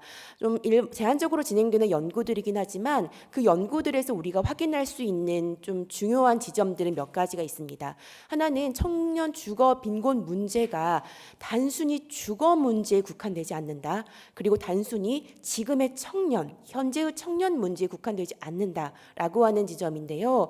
그 이유는 열악한 주거 환경에 살고 있는 청년들은 그 열악한 주거 환경으로 인해서 정신적인 부분, 신체적인 부분에 있어서 문제를 경험하고 무력감, 위협감, 그리고 잠재된 불안정성, 그리고 결혼과 출산이라고 하는 어떤 것을 지연시키거나 여전히 독립하지 못한 채 부모 세대에 의존하는 등 이행기적인 어려움을 겪을 위험성이 높다라고 하는 부분들을 확인할 수 있습니다. 이것이 바로 청년 주거 빈곤 문제가 단순히 주거 문제에만 국한되지 않는다라고 하는 부분들을 이야기할 수 있는 지점인 것 같습니다. 그리고 또 하나는 지금 그러한 위험을 갖고 있는 현재의 청년은 미래의 중년 그리고 미래 노년의 삶으로까지 영향을 미칠 수밖에 없다라고 하는 것들입니다. 그러한 부분들을 포착하면서 청년 주거 지원 정책에 조금 더 면밀하게 들여다보는 것이 필요할 것 같다라는 생각들이 들었고요. 물론 서두에 말씀드렸던 것처럼 정책이 확대되었다. 그렇지만 그 확대된 정책이 진정으로 확대된 정책이냐라고 하는 부분들을 우리는 이제 문제 제기할 수 있는 거죠. 결국 앞서 말씀드렸던 어떤 청년 주거 지원 정책이 단순히 현재의 청년만이 아닌 미래의 중년과 노년의 삶, 그들의 미래의 중년과 노년의 삶, 그리고 단순히 주거 문제뿐만 아니라 그들의 신체와 정서, 다양한 어떤 문제에 복합적이다라고 하는 것은 청년 주거 정책이 제대로 시행되었을 때 그 기대 효과가 단순히 열악한 주거 환경 개선에 그치는 것이 아니고 청년의 신체적이고 정신적인 건강에 긍정적인 영향을 미치는 것은 물론이고 이행기적인 상황에서 직면할 수 있는 어려움을 감소시키는 효과 또한 기대할 수 있음을 의미한다라고 볼 수 있습니다. 결국 지금 현재의 우리 사회가 시행하고 있는 청년 정책들, 청년 주거 정책들은 실효성이 제한적이다라고 하는 이야기들을 할 수밖에 없을 것 같습니다. 그런 실효성 문제를 제기할 수 있는 이유는 아까 발표에서 말씀해 주신 내용과 함께 정부와 자치단체에서 시행하고 있는 다양한 정책들의 그 대상의 포괄성이 제한적이다. 그리고 그 기준이 엄격성 그리고 일관적이지 않은 정책의 어떤 내용들을 이야기할 수 있을 것 같습니다. 제가 청년 주거가 아닌 청년 불안정 노동을 하고 있는 청년들 인터뷰를 하면서 그 청년 당사자에게 들었던 말인데요. 그 노동과 관련해서 그리고 이제 조금 더 자신의 어떤 역량을 강화하기 위해서 정부의 정책들을 굉장히 많이 찾아보고 지원하고 거기에 하는 과정에서 너무 어렵다라고 하는 이야기들도 했습니다. 그 정책이 갖고 있는 엄격성과 여러 가지 문제 플러스 알파로 그 진입 장벽 자체가 높다라고 하는 건데요. 그 청년은 그렇게 이야기하더라고요. 이렇게 정책을 어렵게 복잡하게 만든 거는 중간에 지원하다 포기하라는 의미 아닌가요? 라고 이야기하는 그 당사자의 이야기처럼 정책이 가지고 있는 실효성뿐만 아니라 그런 기준의 어떤 엄격성을 완화하는 것뿐만 아니라 쉽고 그리고 접근성이 높은 정책을 마련하는 것도 필요하다라고 볼 수 있습니다. 우리가 청년 당사자 중심의 주거권 운동이 중요하구나라고 하는 것을 민달팽이 유니언의 활동뿐만 아니라 당사자들의 다양한 활동들을 통해 확인할 수 있었습니다. 그것이 중요한 이유는 결국 우리가 주거권 청년 주거권이라고 이야기하고 있지만 사실 그 실체는 없거나 모호하다라고 이야기할 수밖에 없는 현실 때문인데요. 결국 보장받지 못한 그리고 실체가 없는 청년 주거권을 회복하기 위해서는 어떻게 해야 될 것인가, 당사자 중심으로 그들이 직면하고 있는 문제를 보다 더 구체적으로 면밀하게 우리가 포착하고 그 문제를 해결할 수 있는 실효성 있는 정책적인 대안들을 이야기하는 것이 필요하다라고 볼 수 있습니다. 그리고 그 중에 하나가 바로 아까 말씀해 주셨던 적정한 주거의 기준들로 언급해 주신 7가지의 기준들을 보다 더 우리가 구체적으로 어떤 개념 규정을 하고 그것이 지켜지기 위해서는 어떠한 요소들이 반영이 돼야 하는 것인가에 대한 공론화의 장 또한 필요하다라고 생각합니다. 아주 모호하게 주거권이 필요하고 중요하다라고 이야기하는 것만으로는 사실 주거의 권리가 실체를 찾기에는 역부족이라고 생각을 합니다. 그렇기 때문에 아까 말씀드렸던 그런 여러 가지 기준들을 보다 구체적으로 상정하고 이를 바탕으로 해서 보다 우리가 지금 청년 주거 빈곤이라고 하는 개념 규정을 하고 있기는 하지만 보다 적확한 개념 규정 및 그 정확한 규모와 실태 파악이 우선돼야 된다라고 볼 수 있습니다. 그리고 무엇보다 서두 중간에 강조드렸던 것처럼 청년 주거 빈곤 문제 발생의 원인과 해결의 의무가 우리 사회 구조, 우리 사회의 결함에 있다라고 하는 것을 인정하는 것이 필요하고요. 이와 동시에 청년 주거 빈곤의 문제와 영향력은 단순히 주거 문제만으로 국한되지 않고 청년의 삶 전반으로 확장될 수 있다라는 사실들을 우리는 간과해서는 안 되고 중요하게 고려해야 된다라는 점을 강조드리면서 토론을 마무리하겠습니다. 감사합니다. 네, 감사드립니다. 유엔이 정한 주거권과 관련된 7가지 요소를 우리나라에서 이제 좀 더 구체적으로 만들어야 된다라는 말씀을 주셨는데 저도 그런 논의에 굉장히 좀 이런 걸 기준으로 우리가 정책이 논의를 되질 않았거든요. 그러니까 결국 청년에 관련해서 주거비 부담을 어떻게 없앨 것이냐 뭐 이렇게 논의되는 게 아니라 그냥 굉장히 뭐라고 해야 되나요? 정책이 뭐 대선이나 총선 과정을 통해서 저는 굉장히 좀 조급하게 만들어진다고 생각을 해요. 이게 뭐 수기를 통해 가지고 사회적인 논의가 아니라 그냥 대선 공약이었으니까 그냥 가고, 예를 들면 행복주택 같은 게 지금 그랬잖아요. 행복주택이 이제 박근혜 대통령의 대선 공약이어서 뭐 원래는 기차길 위에다 짓는다 그러더니 사실은 기차길 위에 짓는 거는 거의 불가능하고 뭐 도시에 짓겠다 이랬는데, 근데 보면 어떤 게 문제였냐면 행복주택이라는 공공임대주택이 청년과 신혼부부에게 공급되기 시작한 거는 뭐 사회적으로 의미가 있지만, 왜냐하면 공공임대주택에서 청년을 아예 빼는 거는 문제잖아요. 근데 이게 오히려 또 다른 취약계층에 공공임대주택의 파이가 일정하다고 할 때 신혼부부 청년이 뭐 특히 문재인 정부에서 그 경향이 강했는데 행복주택을 박근혜 정부에서 공급 못하고 실제로는 대부분 문재인 정부에서 공급되잖아요. 박근혜 정부 때 완성된 건 10,000호밖에 안 됐고 행복주택으로 공급이 이제 계속 굉장히 많은 물량이 문재인 정부 때 됐기 때문에 이걸 신혼부부하고 청년들에게 사실상 많이 몰아줬거든요. 그러다 보면 다른 취약계층에 이제 공백이 발생할 수밖에 없어요. 그러면 이런 것들을 좀 종합적으로 고려를 하고 어떤 원칙에 따라 지금 뭐 7가지 원칙 이런 것들을 어떻게 적용을 하면서 정책이 돼야 되는데 우리는 이렇지 않는 것 같다. 그러니까 이제 아까 깡통 전세 문제로 이제 비화되고 있는 청년들에 대한 대출도 어떤 수기가 부작용이 뭐 이게 된 게 아니라 그냥 일단 좋은 면이 없는 건 아니잖아요. 뭐 1억이면 저렴하니까. 근데 그것으로 인해 좀 찬찬히 정책을 뜯어보지 않고 되니까 결국에는 우리 공동체 전체의 문제가 되는 거죠. 그래서 개인이 이익은 가졌으되, 그러니까 1억을 대출을 받아서 뭐 저렴하게 살았고 전세 사기를 안 당했다면 그분은 상대적으로 저렴하게 쌌지만 결국 전세 사기 이런 게 터지면서 지금 허그가 1년에 하는 비용이 어마어마한 뭐 2조가 올해는 당연히 넘어갈 것 같은데요. 이런 것들이 되고 결국에는 전세 대출이라는 게 주택 가격을 지지하는 그런 게 돼서 빚내서 집 사고 빚내서 새 살고 뭐 이게 계속 악순환이 되는데 이런 부분들에 대해서 우리가 좀 적극적으로 토론을 해야 되는 상황이라고 생각해요. 그러니까 전세 대출을 그러면 좋은 점이 있는 건 알겠는데 계속 이렇게 갈 거냐? 그러면 이게 이제 결국 대출을 늘리고 집값을 올리고 그러면 결과적으로는 사실은 부담 가능성 지금 굉장히 중요한 원칙 중에 하나인 부담 가능성은 더 떨어지는 문제가 발생하거든요. 그래서 뭐 오늘 이 자리에서 이 모든 것을 다 논의할 수는 없겠지만 하여튼 앞으로도 계속 청년 주거 문제뿐 아니라 주거 문제와 관련해서 정책과 관련해서 뭐 이런 부분과 관련해서 사실 언론도 굉장히 좀 중요한 역할을 해야 된다고 생각을 하는데 지속적인 논의가 되었으면 좋겠습니다. 네, 다음으로 임덕영 박사님께 네, 만나 뵙게 해서 반갑습니다. 저는 한국보건사회연구원에서 일하고 있는 임덕영이라고 합니다. 먼저 발표 그리고 이제 간간히 또 우리 좌장님께서도 좋은 말씀 해주시고 또 토론도 감사히 잘 들었습니다. 그래서 상당히 좀 많은 부분에 대해서는 좀 동감과 동의를 느끼고 있고요. 그리고 뭐 좀 뒤에도 말씀을 드리겠지만 이제 한국보건사회연구원에서 청년과 관련된 이제 여러 가지 연구들과 또 뭐 정책들에 대한 이제 평가 연구들도 많이 진행을 하고 있어요. 이제 그래서 저도 이제 사실 정책과 관련해서는 뭐 주거뿐만 아니라 전반적으로 좀 관련이 있다라고 생각이 되는데 역시 좀 드릴 말씀은 좀 많습니다만 청년 정책에서 말씀을 하셨듯이 이렇게 되게 임시 방편적으로 만들어진 게 많아서 사실은 이제 굵은 정책이 문제가 있기 때문에 이제 청년이 배제되기 때문에 그 굵은 정책을 변경을 시킬 이제 노력들을 해야 되는데 그것이 아니라 계속 이제 옥상옥이 되는 굵은 정책 그대로 두고 청년 정책을 별도로 조금 만들고 이제 이렇게 되다 보니까 여러 가지 뭐 유형들도 상당히 복잡해지고 또 오히려 사각지대가 더 확대되는 이제 이런 일들이 좀 벌어지고 있는 것 같습니다.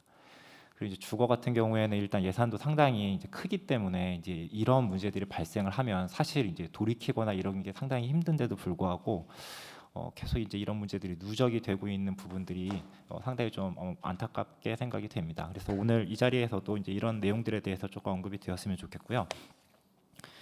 저는 토론문의 제목을 이제 청년 주거 문제화의 의의라고 이렇게 좀 지어봤습니다. 이제 이 뜻은 사실 모든 사회 문제가 그렇지만 청년 주거 문제는 원래부터 존재한 것은 아닙니다. 이것은 이제 당사자 운동을 중심으로 해서 문제 제기를 해서 청년 주거 문제를 이제 구축해냈다라고 생각이 됩니다. 근데 그 구축은 이제 그냥 되는 것도 아니고 청년 주거라는 어떤 문제의 카테고리를 정하면서 이제 일부 청년은 무엇인지 또 청년의 주거 문제는 무엇인지 이런 되게 중요한 문제들과 함께 이제 쟁점화되면서 문제는 구축이 되고 있다고 생각이 됩니다. 이런 과정에서 저는 오히려 청년 당사자 운동이 주거 문제에 있어서 상당히 특수한 청년이라는 계층으로 시작이 되었지만 결국의 문제 제기는 주거권의 보편화로 지금 귀결되고 있다라고 저는 생각을 합니다.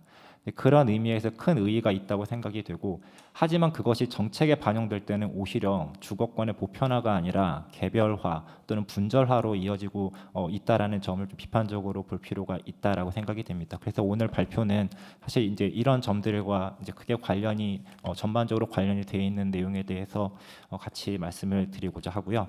전체적인 소감에 대해서는 이제 이 발표문뿐만 아니라 오늘 또 발표해 주셨던 그 내용에 대해서는 물론 전체적인 주장과 근거에 대해서는 동감을 합니다.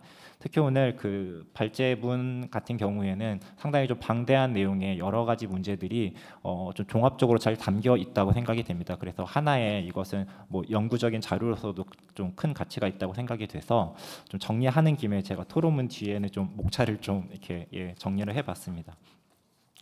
그래서 제시된 주요한 주장에 대해서는 이제 청년의 사회적 위치에 대한 인식 변화가 필요하고 말씀하신 대로 이제 주거 사다리론의 실현 불가능성 또는 이제 무용론을 바탕으로 청년이 이제 사회 안전망에서 배제가 돼서 주거 정책의 기준은 이제 자가 소유 촉진이 아니라 주거 적정성이 돼야 된다라는 주장인 것 같고 또 관련 실태에 대해서는 좀 다양한 어떤 실태를 말씀해 주신 것 같습니다. 그래서 이런 전반적인 내용에 대해서 동의한다라는 것을 전제하면서 청년 주거의 문제의 의의에 대해서 조금 본격적으로 말씀을 드리고자 합니다. 그래서 청년 주거는 크게 청년 주거에서의 청년이란 누구인가라는 문제와 청년 주거와 다른 문제 간의 관계는 무엇인가라는 두 가지 측면에서 저는 논쟁이 될 수 있고 또 살펴볼 수 있다라고 생각이 됩니다. 청년은 누구인가라는 문제는 이제 정책에서 대상의 문제와 관련이 되어 있는데 가장 대표적인 문제로 주거 문제는 청년만 가지고 있냐라는 이런 문제 제기에 대한 당사자들의 이제 대응과 관련된 문제라고 할 수 있습니다.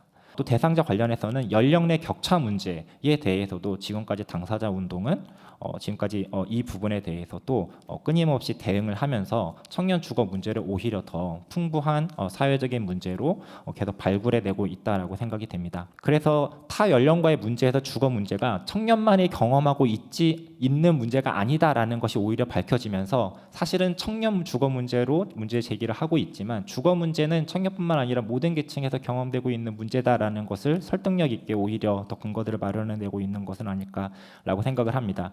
즉 생애 주기의 강조를 통해서 청년 세대가 발굴이 되고 있지만 전 생애 주기에 걸쳐서 주거 문제는 보편적으로 경험되고 있다라는 것에 강력한 근거들을 당사자 운동이 제기하고 있다고 생각이 됩니다. 아울러서 88만 원 세대로 이미 상당히 좀 예전 문제로 돼 있죠. 청년이 뭐 가난한 사람들만 많냐, 뭐 이런 문제 제기도 있었는데 사실은 흑수저, 금수저 문제부터 시작을 해서 과연 우리가 청년 주거 문제라고 했을 때 그 청년은 어떤 청년인가에 대해서 끊임없이 문제 제기를 하면서 청년 내 세대 내에서의 격차 문제도 우리 청년 주거 문제에서 제기하고 있다라고 생각이 됩니다. 그리고 두 번째는 과연 여기서 말하는 주거 문제는 주거의 독립적인 문제인가라는 문제 제기도 청년 주거 문제에서 끊임없이 제기하고 있는 문제라고 생각이 됩니다. 특히 오늘 발표문에서 핵심적인 내용은 주거 사다리론에 대한 비판인데요. 이것은 주거 점유 형태에 대한 비판이기도 하지만 현 사회의 주류적인 어떤 규범적인 모델에 대한 문제 제기로 필연적으로 이어질 수밖에 없다고 생각이 됩니다. 왜냐하면 주거 사다리론은 자가 소유를 정점으로 하고 있는 주거 상향 단계론뿐만 아니라 가족 구성과 직업, 노동과 세트를 이루고 있는 생애 주기 모델이라고도 할 수 있기 때문입니다. 즉 우리는 직업이 안정화되고 더불어서 가족을 구성하고 가족 구성원의 증대와 함께 주거의 점유의 안정성을 요구하고 또 주거의 안정성은 결국에 자가로 끝이 나는, 그리고 그 주거 안정을 위해서 끊임없이 대출을 받아서 그 돈을 갚다가 노후를 보내게 되는 이런 상정된 어떤 사회적인 규범들이 생애 주기론이라고 그 주거 사다리론으로 대표되는 생애 주기론이라고 할 수 있습니다. 그런데 이것이 뭐 규범적으로만 존재하지 뭐 역사적으로 실제 했느냐, 뭐 이거는 물론 논쟁적일 수 있습니다만 이것이 가족 구성과 직업 주거 점유가 세트를 이루고 있어서 계층화가 되고 있다라는 것에 대해서는 앞서 발표문에서도 끊임없이 제기되고 있는 상황입니다. 즉 소득이 안정적인 사람일수록 가족을 구성하는 비율도 높고 또 주거 점유가 안정될 확률이 높다라는 것입니다. 그래서 연령대가 높아질수록 이것은 더욱더 현격한 격차를 보일 것이 예상이 돼서 사실은 주거 사다리론의 규범의 끝은 생애 주기 피라미드라고 생각이 됩니다. 주거 상향의 불가능성은 주거 자체 문제뿐만 아니라 주거를 매개로 한 직업 문제, 지역 문제, 그리고 가족 구성 문제, 부양 문제와 결합된 사회적 문제라는 인식의 틀을 우리 그 청년 주거 문제에서 끊임없이 제기를 하고 있는 문제라고 생각이 됩니다. 그래서 사실은 좀 더 궁극적으로는 주거 사다리론에 대한 이제 비판은 결국 과연 우리 사회의 대안적인 모델은 무엇인가 이것을 고민하게 되는 좀 핵심적 문제 제기라고 생각이 됩니다.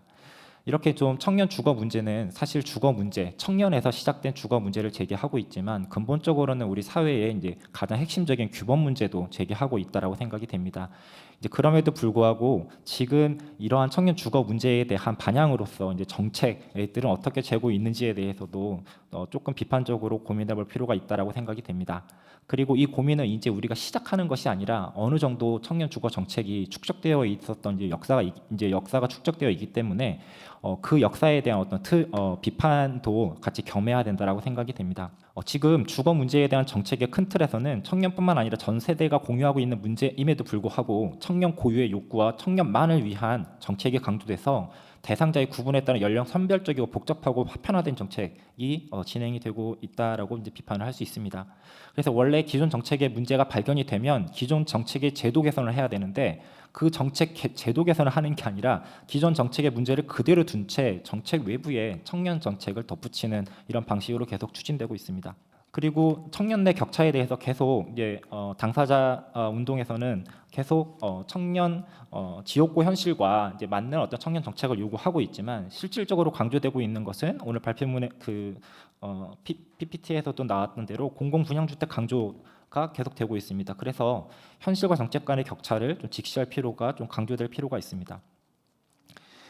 그래서 향후 공공임대 확대 기조 유지를 위해서 다양한 계층들과 연대가 필요하고, 또 현행 공공분양주택과 행복주택으로 대표되는 청년 주거 공급 정책에 대해서 비판적인 관점이 필요하고, 더 나아가서는 최근에 그렇게 이슈화가 많이 되고 있지는 않지만 공공임대 주택에서의 유형 통합이 이루어져 있습니다. 그 유형 통합에 대해서 우리가 좀 더 청년의 입장에서 과연 어떤 사람들이, 어떤 입장에 어떤 자격이 있는 사람들이 공공임대 주택에 들어가야 되는지, 이런 것에 대해서 조금 더 적극적으로 논쟁하고 토론할 필요가 있다라고 생각이 됩니다. 그리고 아까 발표에서도 언급이 됐었는데, 지금 어쨌든 형식적으로는 주거급여의 부양 의무자가 제도가 이제 폐지가 되었습니다. 이제 이것을 넘어서 일시적인 청년 주거비 지원의 이제 보편적 주거 수당화에 대한 고민으로 발전할 필요가 있다고 생각이 됩니다. 그리고 이제 주거 사다리론을 대체할 우리 사회정의 모델을 어떻게 구축할 것인가, 이게 상당히 어려운 문제인데요. 기존 정책은 이제 기존 사다리론의 강화입니다.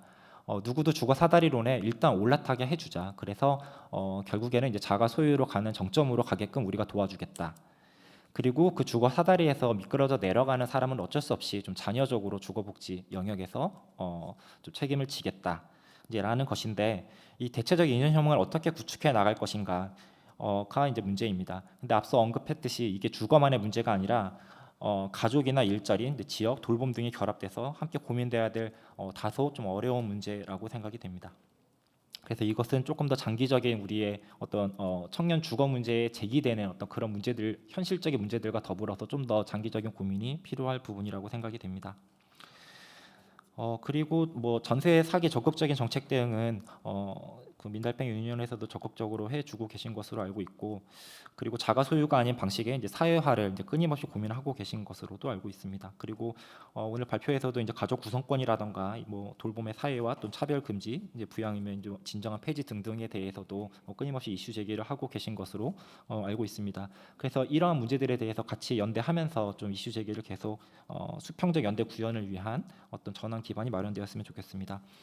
그리고 아까 뭐 새로운 어떤 주체들에 대한 것도 좀 언급이 되어 있는데, 이제 청년과 이제 여러 교차성들이 있는 이제 그런 주거 문제화도 적극적으로 하고 계신 것으로 알고 있는데, 뭐 청년과 장애, 또는 청년과 젠더, 또는 청년과 지방, 또 청년과 이주민 등등 이렇게 교차성이 있는 어떤 이슈화에 대해서도 우리가 좀 더 관심을 좀 넓혀갈 필요가 있다고 생각이 됩니다.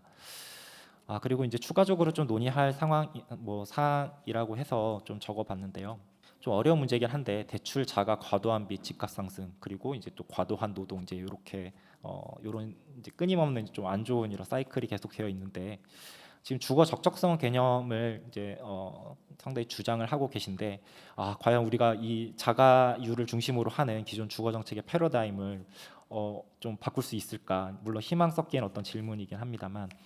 그리고 두 번째는 이제 평생 임차 세대에 대해서 이제 자기 호명을 하고 계신데, 이것이 이제 자조적 규정에서 조금 더 긍정적인 주체로의 전환이 어떻게 하면 이루어질 수 있을까에 대해서 좀 고민이 되었습니다. 그리고 당사자 운동에 대한 방향성에 대해서는 끊임없이 고민하고 계신 것으로 알고 있는데, 이제 어떤 당사자의 어떤 운동이 되어야 될지에 대해서도 당사자뿐만 아니라 뭐 함께 참여하는 여러분들의 고민이 좀 필요할 것 같고, 그리고 이제 마지막 논의 사항은 제 개인적인 문제이기도 하지만 정책 연구자 활용에 대한 당사자 운동의 활용에 대한 이제 진단과 재현에 대해서도 좀 한 말씀 들어보고 싶습니다. 다소 길어졌습니다. 이상으로 마치겠습니다. 예, 정책을 다루시는 보건사회연구원에 계셔서 그런지 굉장히 종합적으로 토론해 주셨고, 저는 논의를 위한 참고 자료 이런 거 처음 본 것 같거든요. 지금 네, 여튼 그 주거 사돌 이론과 관련해 가지고 저도 조금 약간 붙여보면, 이게 주택 가격이 하락한다면 어떻게 할 것인가, 이제 대세적으로 하락한다면. 지금까지 우리 사회는 주택 가격이 계속 상승하는 사회였거든요.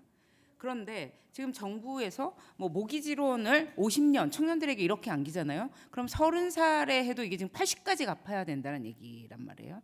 그런데 그때 가서 집값이 이제 떨어져 있어. 50년 있다가 떨어진 거는 거의 명확가능하거든요. 지금 우리가 아까 2020년에 인구가 이제 하락으로 전환했다고 말씀드렸는데, 통계청 추계에 의하면 그 가구는 39년까지 는다. 이래서 이제 주택 가격 안 떨어질 거다 이렇게 얘기하긴 하지만, 근데 그 통계청 원래 인구 추계가 30년까지 인구가 증가한다고 했어요. 근데 갑자기 10년이 확 줄어서 2020년에 감소하기 시작한 거거든요. 가구도 그런 일이 당연히 발생할 수 있는 거고 지금 50년론 얘기하는데 50년이면 우리나라 인구가 지금 통계청은 상당히 보수적으로 주로 인구를 추계하는데 3,500만 명 정도로 줄거든요. 지금 1,500만 명이 사라지는 상황에서 주택 가격이 부양되지 않을 건 당연한데 그러면 그런 상황을 보고 지금 청년 정책을 하고 있는 거냐? 이 사다리론과 관련해서 그래서 계속 이런 고민을 외국은 한지 좀 오래되었다고 해요. 싱가포르 같은 데가 자가 점유율이 굉장히 높은 걸로 알려져 있지만 싱가포르의 청년들은 그런 질문을 던지는 거죠. 우리가 나중에 이 집을 처분하려고 할 때 이 집이 지금보다 낮아지면 근데 지금 이런 자가사다리론과 관련해 가지고 지금까지의 경험을 토대로만 지금 정책을 설계하고 있어서 이런 부분들에 관해서 이제 청년들이 적극적으로 목소리를 내야 되고 정책을 만들어가야 되는 그런 상황이라고 생각하고요. 주거사다리론과 관련해서 현실적으로도 경제적인 이득이 없을 가능성이 이게 이제 있다라는 점이고, 그다음에 기존 정책의 파편화를 이제 임동현 박사님이 계속 말씀해 주셨는데 이건 지금 발제자께서도 제기한 청년 월세 지원이 이제 윤석열 정부에서 끊기는 게 굉장히 중요한 문제라고 생각해요. 그러니까 가난한 청년들이 그나마 월세 정부로부터 지원을 받을 수 있는 자가가 아니라면 받을 수 있는 유일한 게 이제 월세 공공임대주택은 이제 물량이 워낙 적으니까요. 아무리 뭐 청년들에게 많이 배분을 했다고 하더라도 그런 거였는데 그게 없어지고, 그러니까 임덕영 박사님 말씀대로 했다면 걔는 원래 어떻게 해야 되냐면 전체 주거급여에 당연히 안 쳐야 되는 정책이거든요. 지금은 청년은 그러니까 사실은 30세 미만의 청년은 가구 빌릴 일을 인정을 안 해요. 그래서 부모랑 떨어져서 혼자 아주 어렵게 살아도 부모에 붙어 있는 걸로 간주하거든요. 그러니까 가상으로. 그럼 이런 말도 안 되는 정책을 지금 청년과 관련해서 만들고 있기 때문에 할 수 없이 1년 월세 지원 이런 정책을 만들어냈던 건데, 그러면 이 보편적인 그 복지 틀 안에 청년에 대한 지원을 어떻게 안칠 것인가를 정말 진지하게 고민해야 되는데, 그래서 아까 임 박사님이 말씀하신 기존 정책을 막 고치지 않고 자꾸 이렇게 덧붙인다, 이렇게 되는 상황인데 지금 청년 월세 문제가 굉장히 좀 청년분들께서 저희들도 정책을 하는 저희들도 책임이 있지만 이걸 이렇게 그냥 사라지지 않게 하기 위해서 지금 굉장히 사회적인 논의가 많이 필요한 때인 것 같습니다. 네, 비영리 독립언론 대학관리에서 부국장 맡고 있는 안재현이라고 합니다. 제가 이 자리에서 어떤 얘기를 할 수 있을까 좀 고민을 많이 했는데요. 이제 대학생 독립언론의 위치에서 의견을 좀 낼 수 있겠다 생각한 게 이런 자료나 청년 당사자들의 경험을 보면서 청년 사회에 대해서 이제 저희 대학 언론인으로서 이해하고 있는 것들 바탕으로 어떤 관점에서 보면 좋을지라고 생각을 했고요. 그래서 이에 대한 얘기를 좀 드리려고 합니다. 그리고 제가 이제 대학교 4학년인데 아무래도 20대 초반에 대한 얘기가 조금 더 들어갈 수 있다는 점 말씀드리면서 시작을 해보도록 하겠습니다. 먼저 이 주제에 대해서 얘기를 하면서 우리나라가 청년 문제를 어떻게 해결하고자 하는가를 생각을 해봤는데요. 그랬을 때 가장 먼저 떠오르는 게 역시 정책이나 제도적인 접근이었는데, 이제 이상적으로만 보면 청년 문제를 청년들만의 문제로 보고 이제 독립된 정책을 펼치는 게 조금 위험할 수 있다는 생각을 했습니다. 이제 그거에 대한 결론부터 얘기를 하자면 이게 해결이 가능한 것인가에 대한 의문 때문이었는데요. 이제 많은 다른 사회 문제처럼 한국의 주거 불평등 문제 역시 이제 정치나 거대 자본의 역학관계 속에 있다고 생각을 합니다. 뭐 어떻게 보면 당연한 얘기일 수도 있을 것 같은데요. 이 근본적인 원인에 대한 을 해결하기 위한 접근이 이루어지지 않으면 지금 전세 사기처럼 어떻게 보면 예전부터 꼭 이 전세 사기가 아니더라도 비슷하게 여러 형태로 존재했던 이런 문제들이 딱 이렇게 화제가 됐을 때 많은 이목이 집중됐다가 화제가 되는 것에 치중된 논의와 접근이 이루어졌다가 사라지는 방식으로밖에 이루어질 수 없다고 생각을 했습니다. 그래서 사실 정부와 지자체가 주거 불평등 문제의 심각성을 인지 못하고 있다고 생각하진 않고 그럴 수도 없다고 생각을 합니다. 하지만 이제 도울 수 있는 선이 어느 정도 정해져 있다는 느낌은 계속 받는데요. 또 왜 청년을 위해 정책을 펴려고 하는지에 대한 의중도 되게 의심이 되거나 불확실한 경우가 많은 것 같습니다. 그래서 지금 시행되고 있는 사업이나 제도 자체만 보았을 때도 그것을 이행하는 것 자체가 까다롭지 않다고 생각은 하지 않습니다. 뭐 이제 세금도 나눠줘야 되고 월세도 나눠줘야 되고 물론 지금 없어졌지만 이제 공공주택도 지어서 이제 입주시켜야 되고 하는데 다만 문제는 정부나 지자체만 할 수 있고 꼭 해줘야 되는 일이 따로 있다고 생각합니다. 그게 이런 일들도 물론 정부 이기 할 수 있는 일이긴 하지만 주거와 관련된 여러 영역의 법이나 제도 혹은 좀 낮은 수준의 규칙에서라도 숨어있는 병폐들이 되게 많이 보이는데도 그런 것들을 건들 생각을 하기보다는 이제 청년들한테 직접적으로 물어봤을 때 청년들이 이 주거 문제에 있어서 뭐가 필요하냐라고 물어보면 나올 수 있는 답은 당연히 돈이 없다 아니면 집이 필요하다라고 했을 때 그냥 그것을 직접적으로 들어주는데 급급한 그런 문제에 있다고 생각을 했습니다. 그래서 조금 이거는 이상적인 얘기라고 생각을 하지만 필요한 얘기라고 해서 서두에 붙였는데요. 근데 그럼에도 이제 지금 전세 사기처럼 수면 위로 어떤 화제가 되는 이슈들이 떠올랐을 때 정부가 그 역할을 못 해주더라도 시민이나 단체들이 이걸 떠올랐을 때라도 놓치지 않고 이거를 근본적으로 제거할 수 있는 힘을 기를 필요는 있다고 생각을 했습니다. 이제 그 다음은 조금 이제 현실적인 얘기라고 생각하는 부분에 대해서 말씀을 드리려고 하는데요. 이런 구조적 병폐가 해결되기 기다리는 것은 당장 주거 빈곤으로 어려움을 겪는 청년이 많은 상황에서 어렵다고 생각을 합니다. 그랬을 때 동시에 나라가 모든 청년에게 월세를 내주거나 공공주택을 제공해 주길 기대할 수도 없고 그걸 바라서도 안 될 거라고 생각을 합니다. 이런 상황에서 제가 떠올랐던 두 번째 질문은 청년들이 뭘 기대해도 되는가였습니다. 이게 조금 앞서서 생각을 해보면 우리가 청년의 주거 빈곤 문제를 중요하게 여긴 이유가 뭔가에 대해서 궁금했는데요. 앞서 데이터를 통해서 많이 보여주신 것처럼 청년들이 유독 열악한 주거 환경에 놓여 있는 것은 사실입니다. 근데 해결의 시급성을 따지는 기준이 뭔가를 생각을 해봤을 때 실질적으로 놓여 있는 주거 환경 혹은 소득 수준 아니면 정보력이라고 했을 때 청년이라고 하는 그 세대를 구분하는 개념의 필요성이 조금 모호해진다고 생각을 합니다. 이제 정책을 할 때 청년이라는 단어를 쓸 때도 저소득층이나 한부모 가정 같은 사실은 그리 특수하진 않지만 특수하다고 볼 수 있는 상황까지 고려하고 있지 않고 청년이라는 단어를 쓰고 있는 것 같아 보이기 때문입니다. 그래서 예컨대 제가 생각하기로는 청년의 주거 빈곤에 집중을 하고 해야 하는 이유는 청년에게 거는 사회의 기대가 있기 때문이라고 생각을 하는데요. 그리고 그게 저는 가장 중요한 이유가 되어야 된다고 생각을 했습니다. 정부에서도 묻고 있고 연구를 통해서도 묻고 있는 게 청년에게 직접 무엇이 필요한지를 묻는데요. 아까 말씀드렸던 것처럼 그 대답은 당연히 당장 월세 낼 돈이 없다 아니면 살 집이 없다 집을 못 산다 일 거라고 생각을 하는데 그 대답을 반영해서 당장 월세를 내주려고 하고 공공주택을 지어서 집을 이제 들여주려고 하고 하는 그 접근이 조금 달라졌으면 한다고 생각합니다. 그 이유인즉슨 청년 세대부터 빈부격차가 확연히 벌어지기 시작한 세대가 지금 세대라고 생각을 하는데요. 이제 그럼에도 지금 그런 그 빈부격차가 벌어졌기 때문에 지금 청년들은 전기세가 밀리면서도 20억짜리 아파트에 살고 싶다는 꿈을 꾸는 세대인 것 같다고 생각합니다. 그리고 청년이기 때문에 그들은 그럴 수 있고 그래야 한다고 생각을 동시에 합니다.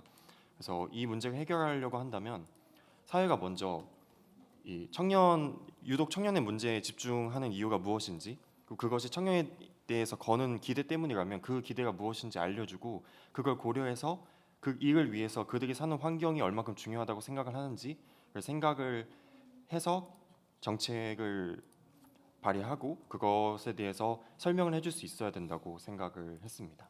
네, 마지막으로는 청년들이 체감하는 주거 빈곤 문제가 무엇인지에 대해서 말씀을 드리려고 하는데요. 앞서 말씀해주신 그 청년들이 사회적으로 처해 있는 위치 이외에 실제로 집을 구하려는 상황 속에서 주거 빈곤 문제가 왜 심각해지냐라고 한다면 청년이 주거 환경 개선에 투자하기로 마음먹는 것이 조금 어렵기 때문이라고 생각합니다. 다른 영역에 비해서. 그래서 지금 이후 말씀드릴 얘기는 조금 더 수도권의 대학을 거쳐서 사회에 나가려고 하는 그런 20대 청년에 국한될 수 있다는 점 양해 부탁드립니다. 이제 서울에 집을 구하려고 하는 청년들이 주거지 이전을 위해서 독립을 선택하는 경우에는 주거 환경보다는 위치가 훨씬 중요합니다.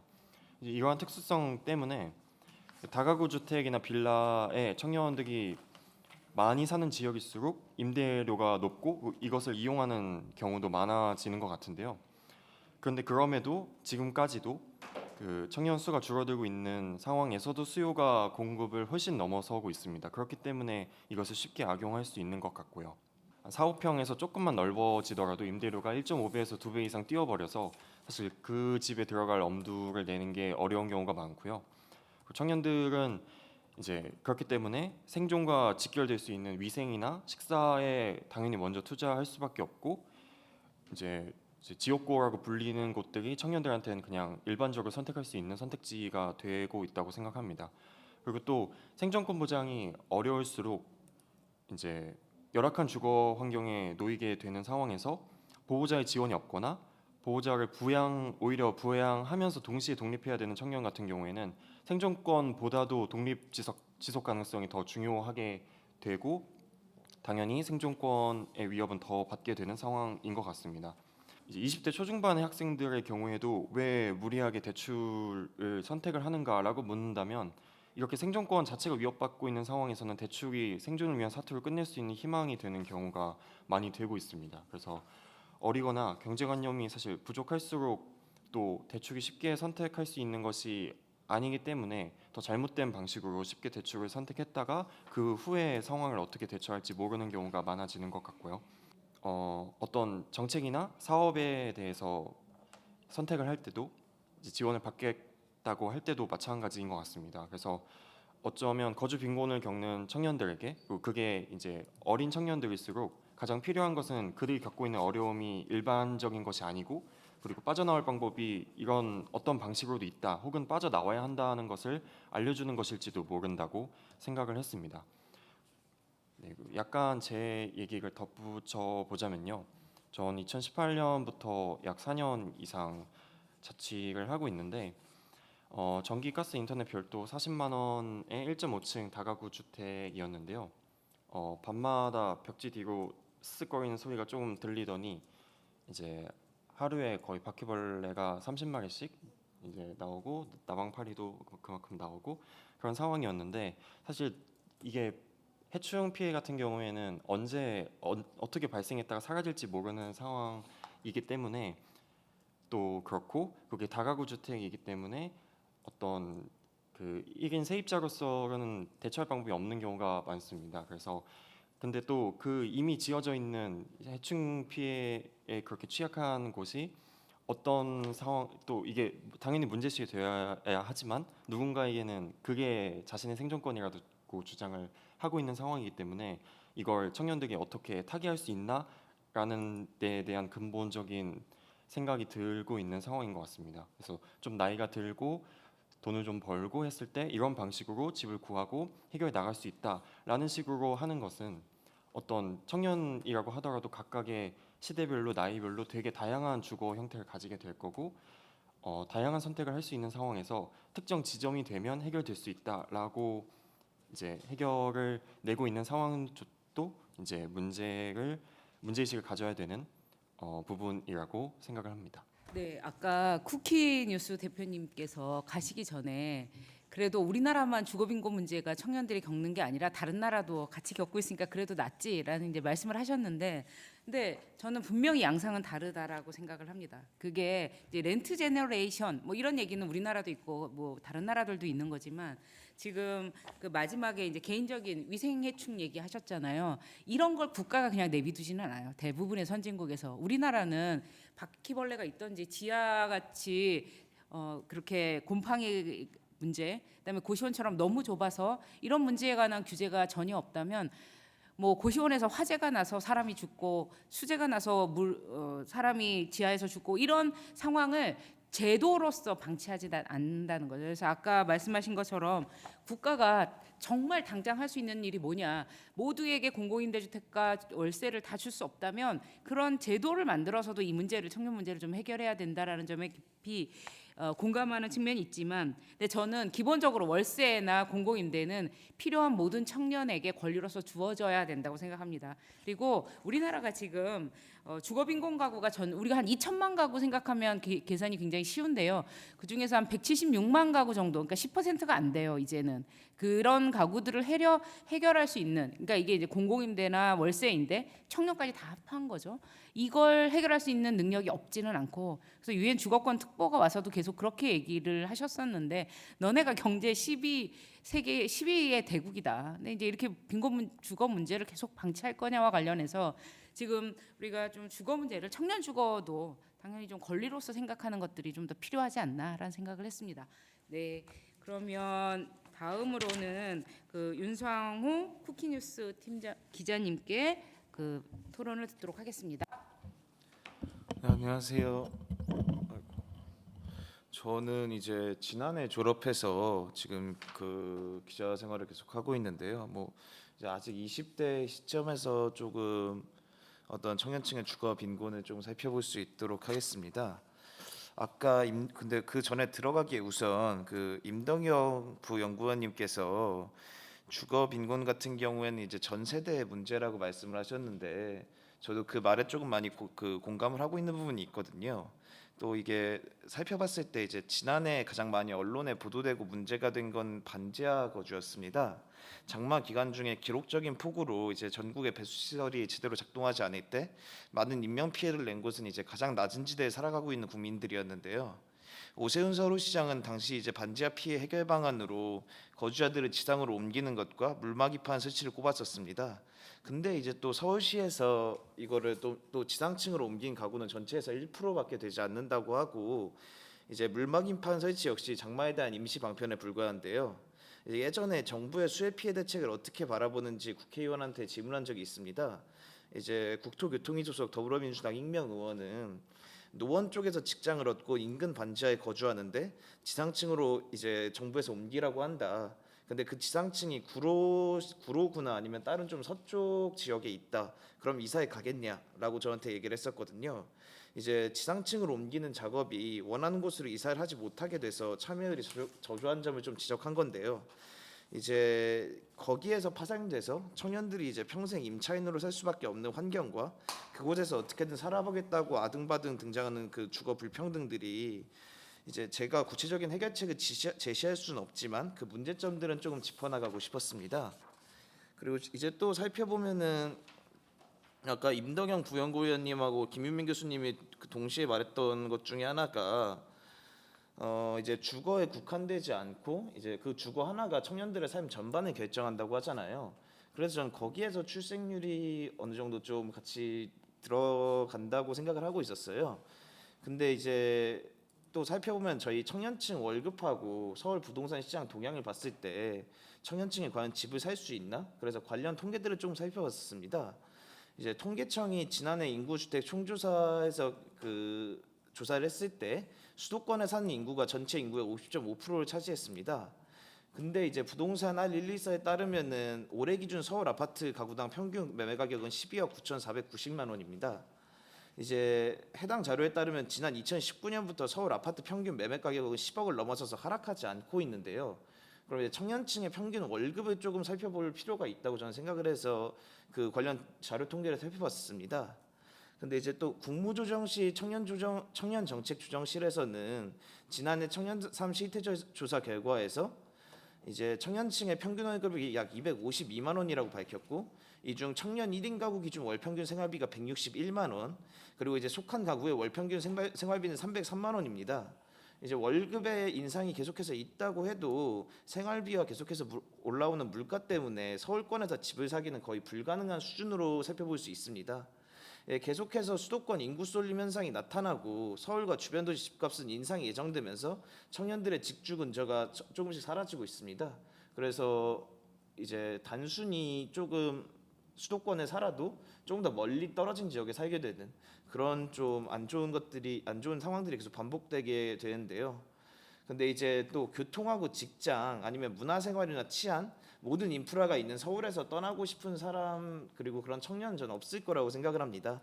저는 그런 의미에서 주거 환경에서 이런 외적인 요소가 반드시 포함이 돼야 된다고 생각을 하고, 그리고 이제 또 청년 가구들은 계속해서 주거 빈곤을 호소하고 있는데요. 이제 한국청년정책연구원이 발표한 청년 빈곤 시트와 자립 안전망 체계 구축 방안 연구 2에선 19에서 34세 청년을 대상으로 설문조사했을 때 응답자의 5명 중 4명 정도는 내집 마련 필요성이 있다고 밝혔습니다. 또 그 응답자 중 32.3%가 자신을 주거 빈곤층으로 여겼고 자가 마련 시 부모 자금 지원이 필요하다는 답변도 76.9%였습니다. 청년들은 이처럼 계속 주거 빈곤을 호소하고 있지만 서울 집값은 계속 평균 10억대를 호가하고 있고, 전국으로 따져봐도 부동산 124의 올해 1에서 4월 기준 평균 분양가는 평당 1,699만 원입니다. 청년들이 이같이 살아가면서 연애나 결혼, 출산을 포기한 3포 세대가 다시 몇 년 전 이후로 다시 대두되지 않을까, 그런 생각을 계속해서 하게 되더라고요. 근데 이제 청년 주거 빈곤 같은 경우에는 결과적으로는 국가 출생률 하락으로 이어질 수밖에 없는 상황입니다. 이제 또 국민의힘 쪽에서 출산율 관련된 익명 의원한테 어떤 좀 자문을 구했을 때 국가 출생률을 높이기 위해서 주거 환경이 굉장히 중요하고 자녀가 성인이 될 때까지 임대 아파트 등을 지원하는 중장기적인 대책 마련이 필요하다고 하는데, 지금 결혼을 하는 세대는 결과적으로 청년들이기 때문에 뭐 이제 청년들의 기준 좀 다양하다고 계속 말씀을 하셨지만, 근데 어떻게 보면은 20대에서 30대 그 여성 남성이기 때문에 그런 부분에 있어서 좀 중요하다고 생각을 했거든요. 이제 국민의힘 청년국에서도 최근에 제4호 청년 정책을 냈는데 이게 버팀목 대출 등을 강화하는 청년 정책을 냈습니다. 그래서 이제 주거 빈곤을 그 당시에 이제 김병민 최고위원 같은 경우에는 주거 빈곤을 출생률을 제약할 수 있는 하나의 문제점으로 바라보고 이거에 대한 청년 정책을 꾸준히 낼 수 있도록 하겠다, 이렇게 백브리핑에서 말씀을 하셨는데요. 이제 그런 것처럼 지난해 합계 출산율이 0.78명을 기록한 가운데에서 해당 비율을 늘리기 위한 한 가지 방안으로 주거 환경에 대한 논의도 계속되고 있습니다. 이런 주거 정책이 이제 전체 출산율을 해결하는 데 완벽한 도움은 줄 수 없겠지만 그래도 이제 저희 청년들이 내 집 마련이라는 막연한 생각으로 어떤 아이를 낳는 것을 포기하진 못하게 만들 수 있다고 생각합니다. 이제 주거 빈곤을 바꿔 나가서 출생률이 조금씩 높아져야 한다고 생각을 하고, 그리고 아까 이제 안재현 부국장님이 말씀하셨던 것처럼 저희가 집 살 돈이 없고 이제 저희 청년 세대부터 빈부격차가 벌어지기 시작하잖아요. 그런 방안들을 조금 마련할 대안책을 계속해서 찾아내야 한다고 생각을 합니다. 그리고 이제 그 아까 임동혁 부연구위원님이 말씀했던 것처럼 이제 죽은 정책을 두고 또 이제 새로운 청년 정책을 쪼밀쪼밀하게 만들어내고 있는데 그런 게 아니라 국가 차원에서 중장기적인 대책 마련이 필요하다고 저는 생각을 하고 있습니다. 여기까지입니다. 네, 주거 정책도 어렵지만 저출산 정책은 아마 이제 더 어려울 것 같습니다. 이게 프랑스가 저출산에서 프랑스가 복지국가인 게 사실 저출산 문제 때문에 그렇게 된 거거든요. 민족의 자살 담론이 19세기 말에 대두하면서 이렇게 안 되려면 이제 복지국가로 가야 된다고 하면서 갔던 건데 굉장히 오랜 시간이 걸렸죠. 한 7, 80년은 걸려서 이제 서서히 해결하기 시작하는데요. 프랑스가 우리나라도 유사할 거라고 생각합니다. 그래서 뭐 사실 집값보다도 저는 뭐 항상 인구가 더 걱정을 하고 있는데, 근데 이제 이건 걱정인 게 맞아요. 정말로 큰 우리 사회의 문제인데, 근데 이거를 주거 정책이랑 잘못 연결하면서 저는 신혼부부 행복주택이 나왔다고 생각을 하거든요. 그러니까 그러면서 정말로 출생과 이게 우리 사회의 좀 장기적인 걸 아까 이제 계속 정책이 막 덧붙여지면서 정책을 계속 이상하게 만드는 것 중에 하나가 이게 지금 행복주택이었다고 생각을 하는데, 굉장히 단세포적으로 생각한 거죠. 출산율이 낮아, 집 문제를 해결해, 신혼부부에게 집을 주면 이렇게 되겠네, 이렇게 되면서, 근데 막상 태어난 아이가 이럴 때 원칙의 문제가 굉장히 중요하거든요. 1919년 바이마르 헌법에서 독일은 이미 100년 전에 아이들이 제일 중요하다, 주거 정책에서는 이런 원칙을 세웠어요. 근데 우리는 그런 주거 정책의 원칙이 없다 보니까 뭐 신혼부부에게 집 주자 뭐 이렇게 되는 거거든요. 그런데 그거 원칙을 정해야 되는 거죠. 이런 출생 문제 해결을 위해서도 뭘 먼저 해야 되는지. 태어난 아이가 존엄하게 살아야 아이를 낳을 생각을 하든지 말든지 할 건데 우리는 지금 그렇지 않거든요. 그래서 이 저출생 문제와 주거 문제가 두 개 다 정말 우리 사회의 중요한 문제지만 이걸 이제 섣불리 지금처럼 해가지고는 오히려 이제 더 문제를 해결하기보다는 정책 자체의 틀이 막 이상해지게 만들고 이런 좀 분명히 또 있었던 것 같아요. 아까 지하 얘기하시니까 그 한 가구를 지하에서 공공임대주택으로 옮겼더니 거기에 다시 30대 여성분이 사시게 되는 걸 봤어요. 그래서 결국에는 이제 막 이런저런 고민이 들면서 이런 규제가 어떤 집에는 사람이 살면 안 돼. 결국엔 작년에 지하의 비극은 그렇게 위험한 집에 사람이 살게 했던 거잖아요. 그 가보시면 아는데 반지하가 아니라 완전 지하로 거긴 사람이 살면 안 되거든요. 지형적으로. 이런 것들을 빨리 찾아서 없애야 될 텐데 그냥 좀 너무 한가한 정책들만 나오고 있어서 하여튼 걱정입니다. 제가 말이 점점 길어지고 있는 것 같은데요. 네, 김성준 청년 당사자님께 말씀 듣도록 하겠습니다. 예, 안녕하십니까. 더불어민주당 전국 청년위원회 김성준이라고 합니다. 오늘 제가 청년 당사자로 나와서 일단 간단하게 그 정책적인 이야기보다는 뭐 경험담 위주로 저는 글을 썼고요. 아무래도 그리고 뭐 와 보니까 이제 앞에 말씀해 주셨던 분들은 이제 20대신데 저는 일단 자치로 치면 제가 군인으로 한 6년 정도 이제 복무하고 이제 지방에서 학교 다니면서 3년 그리고 뭐 기숙사랑 막 이런 데 돌아다니면서 이제 일하고 서울에서 이제 5년째 살고 있는데 정말 그 앞에 여러 이야기 해주셨지만은 진짜 우리가 왜 독립을 해야 되는지 그리고 이제 청년들의 다양한 환경에 대해서 진짜 돌아다니면서 살면서 진짜 많은 좀 느낌을 좀 받은 것 같습니다.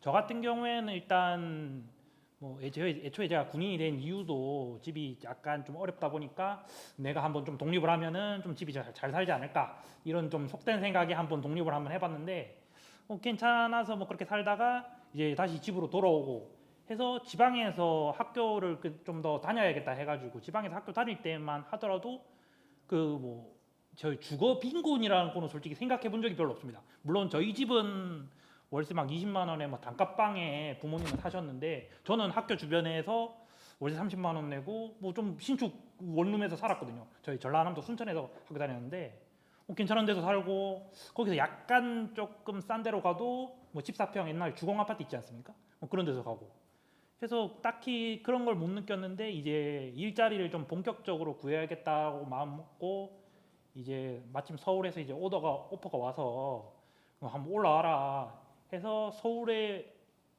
가서 이제 한번 살아야겠다라고 마음 먹자마자 와 이게 진짜 상상을 불허하더라고요. 처음에 이제 제가 원래 처음에 서울 올라올 때 이제 보던 게 원래 제가 이제 그때 국회 주변에서 이제 일을 시작을 해서 영등포로 가느냐 출퇴근이 편한 아니면은 이제 서울에 하면은 이제 집값 싼 곳의 대명사가 저기 신림동 관악구 신림동이 있으니까 신림동으로 뭐 신림동 반지하 이런 데로 가냐 이런 게 있어서 저의 선택을 좀 고민을 했더니 서울 사는 아는 형님이 그 신림동 가면은 저기 여의도까지 2시간 걸린다. 네가 10km를 지방에서 10km랑 서울에서 10km랑 같이 생각하면 안 된다. 그러니까 이제 좀 힘들어도 물론 영등포가 집값이 비싸도 무조건 영등포로 가라 해서 영등포에 이제 알아봤더니 이제 여기는 너무 비싼 거예요. 이제. 그나마 이제 그래도 어떻게 또 찾아서 부동산 보고 들어가고 했던 게 고시텔이었는데 보증금이 갑자기 올라가니까 보증금 당연히 준비를 못하고 집에서는 당연히 돈이 없으니까 보증금도 당연히 못 빌려주시고 뭐 대출도 당연히 안 되고 왜냐하면 직장을 이제 구하잖아요. 이제 구하는데 누가 대출을 해줘요. 신용대출 당연히 안 되고 뭐 전세 대출도 뭐 그게 있어야 되게 해주는데 그렇게 쉽지 않다 보니까 100만 원에 이제 고시텔로 딱 들어가는데 저는 그나마 운이 좋다고 생각해서 이제 그렇게 들어갔는데 막상 들어가 보니까 와 이게 저는 1평이랑 1평이 어느 개념인지도 몰랐어요. 근데 막 가보니까 1평 사람이 딱 누우면은 방이 거의 가득 찬다. 그나마 저희는 이제 제가 들어간 집은 이제 은행원 하시다가 이제 명예퇴직하신 분이 이제 부모님 용돈 벌어 주시려고 이제 본인이 직접 건물 관리하고 하시는 곳이라서 굉장히 좀 있을 거 이제 다 해주고 이제 집주인이 좋은 분이셨는데 그럼에도 불구하고 이야 이런 데서 진짜 사는구나라는 걸 느꼈는데 그때 이제 저도 이제 막 그렇게 하다가 이제 정당 활동하면서 주변에 진짜 지옥고 진짜 고시원에 사는 사람들 이야기를 들어보니까 복 받은 줄 알아야겠다. 좀 그런 게 진짜 심한 거예요.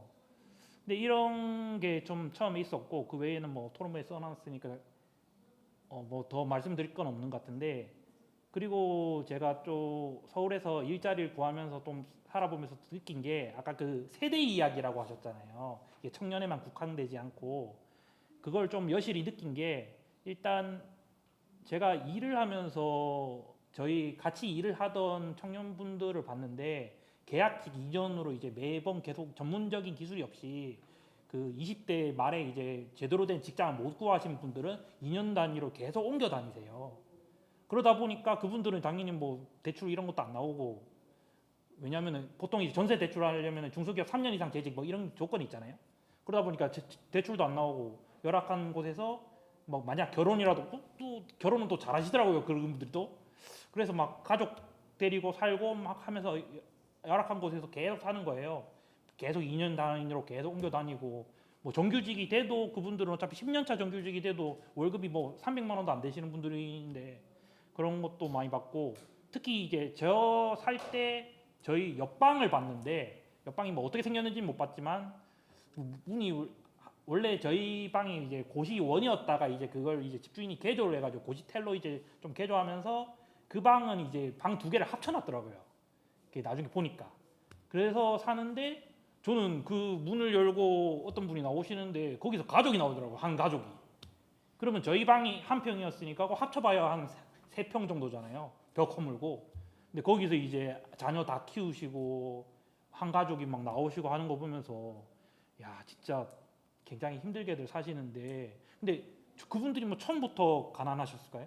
뭐 계속 하다 보면 처음부터 가난하셨겠죠. 그러니까 이제 계속 발전이 없이 거기서 계속 그렇게 사시는 거고 그리고 또 고시원 살면서 고시텔 살면서 또 느낀 것 중 하나가 그 우편함을 보는데 이름도 모르는 뭐 어떤 분인지는 모르겠는데 이름도 모르는 분들 우편이 매일 쌓여 있어요. 다 독촉장이에요. 어디 뭐 신용정보회사에서 온 왠지 집주인분이 저한테 좀 잘해주시는데 왜 잘해주는가 했더니 다 야반도주 하시는 거예요. 월세를 못 내가지고. 그나마 저희는 이제 보증금이 100만 원밖에 안 되니까 사실 100만 원은 뭐 큰 돈이면 큰 돈이지만 작은 돈이잖아요. 그럼 수틀리면 그냥 안 내고 가고 그리고 저희 집주인은 제가 한 번인가 깜빡하고 월세를 안 낸 적이 있는데 별말 안 하시더라고요. 그러니까 다행히 뭐 그러니까 어떻게 좀 더 오히려 저는 꾸준히 잘 내니까 이제 집주인도 잘해주고 했는데 그 100만 원을 냈음에도 불구하고 이제 월세 그때 50만 원이었는데 그걸 못 내가지고 야반 돈주를 하시고 그 옮기지도 주소도 당연히 안 옮기셔가지고 이제 독촉장 계속 날라오시고 저도 뭐 최근에 좀 개인적인 사정으로 이제 한번 이제 추심을 당해봤는데 그게 끝까지 쫓아오는 거 아시잖아요. 그런데도 불구하고 그러시는 걸 보면서 참 이분들은 어떻게 사실까 이런 걸 좀 많이 느꼈습니다. 저도 뭐 토론문에도 써놨지만 저희 부모님께서도 그 시골에서 이제 사시면서 그 벌이가 좀 변변찮으시고 하고 이제 대출이 잘 안 나오니까 제일 중요한 거는 직장이 좀 그래서 그러다 보니까 이제 제대로 된 집도 못 구하시고 이제 그렇게 사셨는데 이제 그러다 보니까 이제 자연스럽게 그 부모님 밑에서 자란 저희도 이제 쉽지 않은 거예요. 그나마 저희 동생은 이번에 뭐 오피스텔 하나 분양 받아가지고 저희 집에서 제일 부자인데 그런 기적이나 뭐 그런 게 없으면은 다 이렇게 산다는 걸 좀 많이 느꼈습니다. 그 아까도 이야기하셨듯이 특히 지금 행복주택이나 이런 데서 역세권 주택관에서도 진짜 좀 뭐 많이들 이야기하셨지만 좀 제도를 좀 정확하게 좀 해주셔야겠다 느낀 게 아까도 말씀드렸다시피 저희 같은 경우는 계약직 2년이 그거다 보니까 이제 계약직 2년으로 계속 전전하는데 중소기업을 3년 이상 다녀야 이제 이렇게 가능하다. 물론 이게 중소기업 목적이 있잖아요. 중소기업에 계속 다니도록 유도하기 위한. 근데 사실상 중소기업에 3년 이상 다니는 게 쉽지 않은 상황에서 그 임금에 대한 기대도 없고 이런 상태에서 이게 이 조건이 합당하냐 이런 것도 한번 이야기를 해봐야 되고, 특히 역세권 같은 경우 저도 서울에 와서 역세권 청년 주택을 많이 알아보고 좀 해보려고 했는데, 제가 지방에서 잠깐 일을 하면서 전에 풀알부로 모닝 차를 한 대 샀어요. 일 때문에 출퇴근 용도로. 근데 차가 있으니까 이 역세권 청년 주택을 못 들어가는 거예요. 근데 이게 사실 물론 이해는 되는데, 왜냐면 역세권에 그 주택이 있으니까 여기 들어오는 청년은 차가 필요 없다 이거죠. 근데 모든 직장이 역 주변에 있진 않잖아요. 그리고 차가 가끔 필요할 때도 있고. 그런데 이거를 무조건 차는 제한된다, 이렇게 잡아놓은 게 사실 맞냐라는 또 의문도 들고, 또 이거 관련해서 뉴스도 보셨겠지만은 뭐 각종 편법으로 이제 차가 있음에도 불구하고 역세권 청년 주택에 뭐 들어가는 청년들도 있고, 그리고 아까 지수 위원장님 이야기해 주셔가지고 좀 기억이 되살아났었는데, 그 조금 멀어져가지고 좀 뭐 저기 하남 이런 데서 좀 살아보려고 했더니 보증금을 뭐 2억 4천만 원, 뭐 5천만 원 뭐 이렇게 내놔라. 5천만 원 이 정도면 약한 거죠. 예, 뭐 억대로 내놔라. 근데 이제 대출은 당연히 안 되고, 이런 거에 대해서 좀 세심하게 좀 정책을 연구해가지고 좀 나왔으면 좋겠습니다. 예, 이상. 발제자분께서 지금 이제 나온 얘기들에 관련해서 하실 말을 이제 먼저. 네, 그 뭐 주고 받으셔도 될 것 같은데, 일단 저는 그러니까 지금 굳이 뭐 청년으로 국한하지 않더라도 그냥 한국 사회에서 집 문제로 고민하고 있는 사람들이 자기가 겪고 있는 불안을 설명할 수 있는 언어를 어디에서도 들어본 적 없다. 그 언어를 획득한 적이 없다. 그리고 그 언어를 말해 줄 수 있는 사람들도 많이 없다라는 생각을 좀 합니다.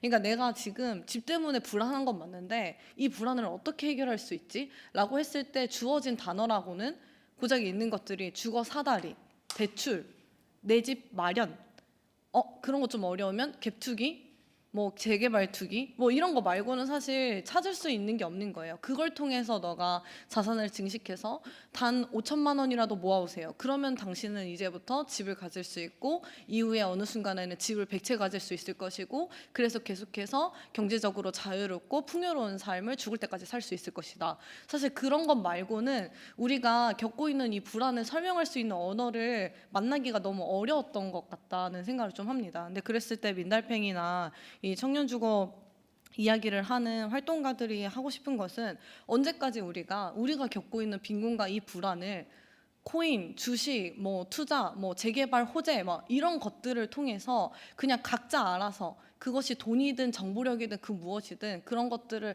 각자 도생을 통해서 해결해야 하는지. 근데 그럴 거면 우리가 왜 같은 이 하나의 그 사회를 구성하고 이 안에서 어떤 공동체로서의 무언가들을 질서를 잡고 같이 살아가요. 근데 저는 이게 너무나 이 한국 사회가 그 우리가 겪고 있는 이 주거 문제를 그냥 개인의 책임으로만 떠넘기고 있다라는 문제인식부터 좀 같이 시작해야 된다라는 생각을 좀 합니다. 그래서 그 유엔에서 그 주거권 특별보좌관이 한국 와서 했던 얘기 중에 하나가, 한국에 사는 사람들은 주거권이 뭔지를 경험해 본 적이 없는 것 같다라는 말을 했대요. 근데 그게 뭐 내심 맞는 말인 것 같은 거예요. 그러니까 주거권이라고 했을 때 7가지 요소가 누군가의 눈에는 너무나 그냥 좋은 말의 연속처럼 보일 수도 있겠다는 생각도 드는데, 그냥 그것이 우리의 지금 주소인 것 같습니다. 그러니까 우리가 기본적으로 사회에게 권리라고 보장받아야 하는 것들을 충분히 보장받지 못한 세월들을 우린 너무나 오래 살았고,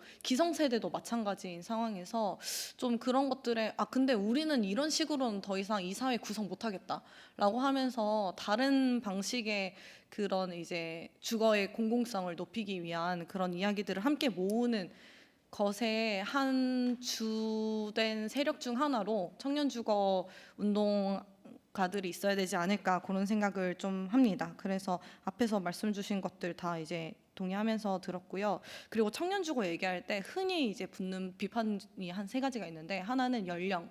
그래서 저는 솔직히 만 34세, 만 39세 뭐가 그렇게 중요한가 싶어요. 그러니까 네, 그런 것들에 대한 논의는 사실 좀 민주에서는 좀 사실 좀 힘 뺀 지는 좀 됐고요. 그리고 그것에 힘을 왜 뺐냐면, 그러니까 우리가 해결하고 싶었던 게 누가 청년이고 그 사람들이 우선순위 되어야 한다라는 얘기를 하고 싶었던 게 아니라, 어떤 사람들이 국가의 그 주거 정책에서 배제되는가에서 이제 우리도 당사자다라고 얘기를 하고 싶었던 거라고 하면 사실 지금 청년 주거 문제를 이야기하면서 연대해야 되는 대상들은 청소년은 왜 대상이 될 수 없고 그러니까 한국 국적이 아닌 사람들은 또 왜 될 수가 없고 그리고 그 폭력 피해자들 중에 성매매 피해자는 또 제외거든요. 뭐 이런 것들은 왜 또 안 되고 막 이런 것들을 사실 다루는 것이 그리고 여성 노인 1인 가구의 그 주거 빈곤율이 엄청 심각하거든요. 근데 그 사람들은 인구 정책 저출산 대책에서 의미가 없다고 취급이 되는 것 같은 거예요. 그래서 주거 정책이 그냥 단순히 그렇게만 취급되면 안 되지 않을까 그런 거에 대한 문제인식을 사실 같이 얘기하는 것으로 청년 주거 당사자 운동이 해석되기도 하고 실제로 운동 방향도 그래야 되지 않을까에 대한 고민이 있고요. 그리고 이제 청년 주거 그거 서울 수도권 그 대학 다니던 사람들의 문제 아니냐 이런 얘기들도 있는데 사실 이거는 그 한국 사회의 특징 중에 하나가 모든 중소도시가 서울 강남을 닮고 싶어요. 그러면서 도시 우리의 지역을 발전시키겠습니다에 말의 그 다음 순서는 아파트 짓기거든요. 그러니까 계속해서 뭐 어디 광역시고 뭐 어디 도시고 그러니까 너나 할 것 없이 계속해서 아파트를 짓고 계속 미분양이 나고 하는데 그 안에 뭐 행복주택 만들고 하면 당연히 미달 나죠. 근데 이제 그렇게 하는 과정에서 실제로 집값이 지역에서도 굉장히 많이 오르고요. 그러면서 이제 그 지역에서 살고 있던 그러니까 그 청년 세대들도 나는 자칫하면 독립 못 하겠는데 이런 고민들을 이미 시작했고 이미 독립한 사람들도 세입자로서의 그 주거 그 불안들을 느끼는 것들이 이제 뭐 몇 년 사이에 뭐 3배가 넘고 뭐 이런 것들을 좀 같이 얘기함으로써 좀 청년 주거가 뭐냐 이들은 무엇을 문제라고 이야기하고 사회에서 어떤 것들을 바꿔야 한다고 얘기하냐라는 부분들을 좀 채워갈 수 있지 않을까 뭐 이런 생각을 했습니다. 내년이 그 행복주택 만들어진 지 10년입니다. 뭔가 하나 해야겠죠? 민달팽이랑 같이 이것저것 좀 크게 내년을 좀 기점 삼아서 청년주거 정책을 아예 전면 좀 다 뜯어보고 좀 전면 검토하는 시간을 같이 마련하면 좋겠다라는 생각을 좀 하고요. 사실 청년 대상의 그 월세 지원, 대출 그리고 공공임대들 사실 문제라고 할 수 있는 것과 의의를 둘 수 있는 게 엄청 많거든요. 근데 그런 것들을 저는 좀 그냥 뭐 민달팽이에서 하루 뚝딱 이렇게 할 게 아니라 좀 시간을 두고 어떤 것들을 좀 쟁점할까 이런 논의도 좀 해보면 좋겠다 싶습니다. 왜냐하면 청년주거 정책이 청년만을 대상으로 하는 게 아니라 사회에 엄청난 영향을 끼치고 있단 말이에요. 그래서 그런 것들을 고려했을 때 이제 청년주거 정책 그만해라 라고 할 수도 있는 거고 뭐 이야기들의 방향을 좀 다양하게 좀 토론해볼 수 있지 않을까 싶습니다. 서울 1인 청년 주거빈곤율은 2015년하고 2020년 사이 엄청나게 감소했거든요. 37%에서 23%로 감소를 했는데 아마도 청년 쪽에 많은 자원이 배분된 것이 영향을 사실 미쳤다고도 일부는 봐야 될 것 같아요. 그러니까 공공임대주택도 많이 몰아줬고 그다음에 전세대출도 많이 해주면서 사실 그런 부분도 있고 하면서 저도 숫자 보면서 좀 놀랐는데 37%에 달했던 그리고 2000년대부터 계속 청년 주거빈곤율이 올라갔거든요, 서울에. 근데 이게 2015년과 2020년 사이에 확실하게 분기를 맞은 건 확실해요. 그러니까 이게 거의 반토막이 났거든요. 37%였던 게 23%가 됐으니까 거의 그래프를 보면 놀라울 정도로 반전이 됐다는 거예요. 그래서 정책을 통해서 또 아무 문제를 안 해결해 온 건 아니고 우리는 해결해 온 부분이 있고 근데 이제 또 가야 할 길이 있는 거죠. 청년 월세 지원 같은 것들을 앞으로 어떻게 주거급여 정책에 다 이렇게 포섭하게 할 것인지, 그다음에 공공임대주택은 다른 계층들하고 어떻게 할 것인지, 그다음에 뭐 이제 전세 사기 문제는 사실은 더 큰 문제이고 그다음에 모든 사람하고 관계가 있는 문제인데 세입자 보호를 어떻게 강화하는 방향으로 청년 정책이 갈 것인지에 관련해서 오늘 이 자리뿐 아니라 앞으로도 계속 논의를 하면서 나아갔으면 좋겠습니다. 네, 긴 시간 모두 수고하셨습니다. 이상으로 토론회를 마치도록 하겠습니다. 감사합니다.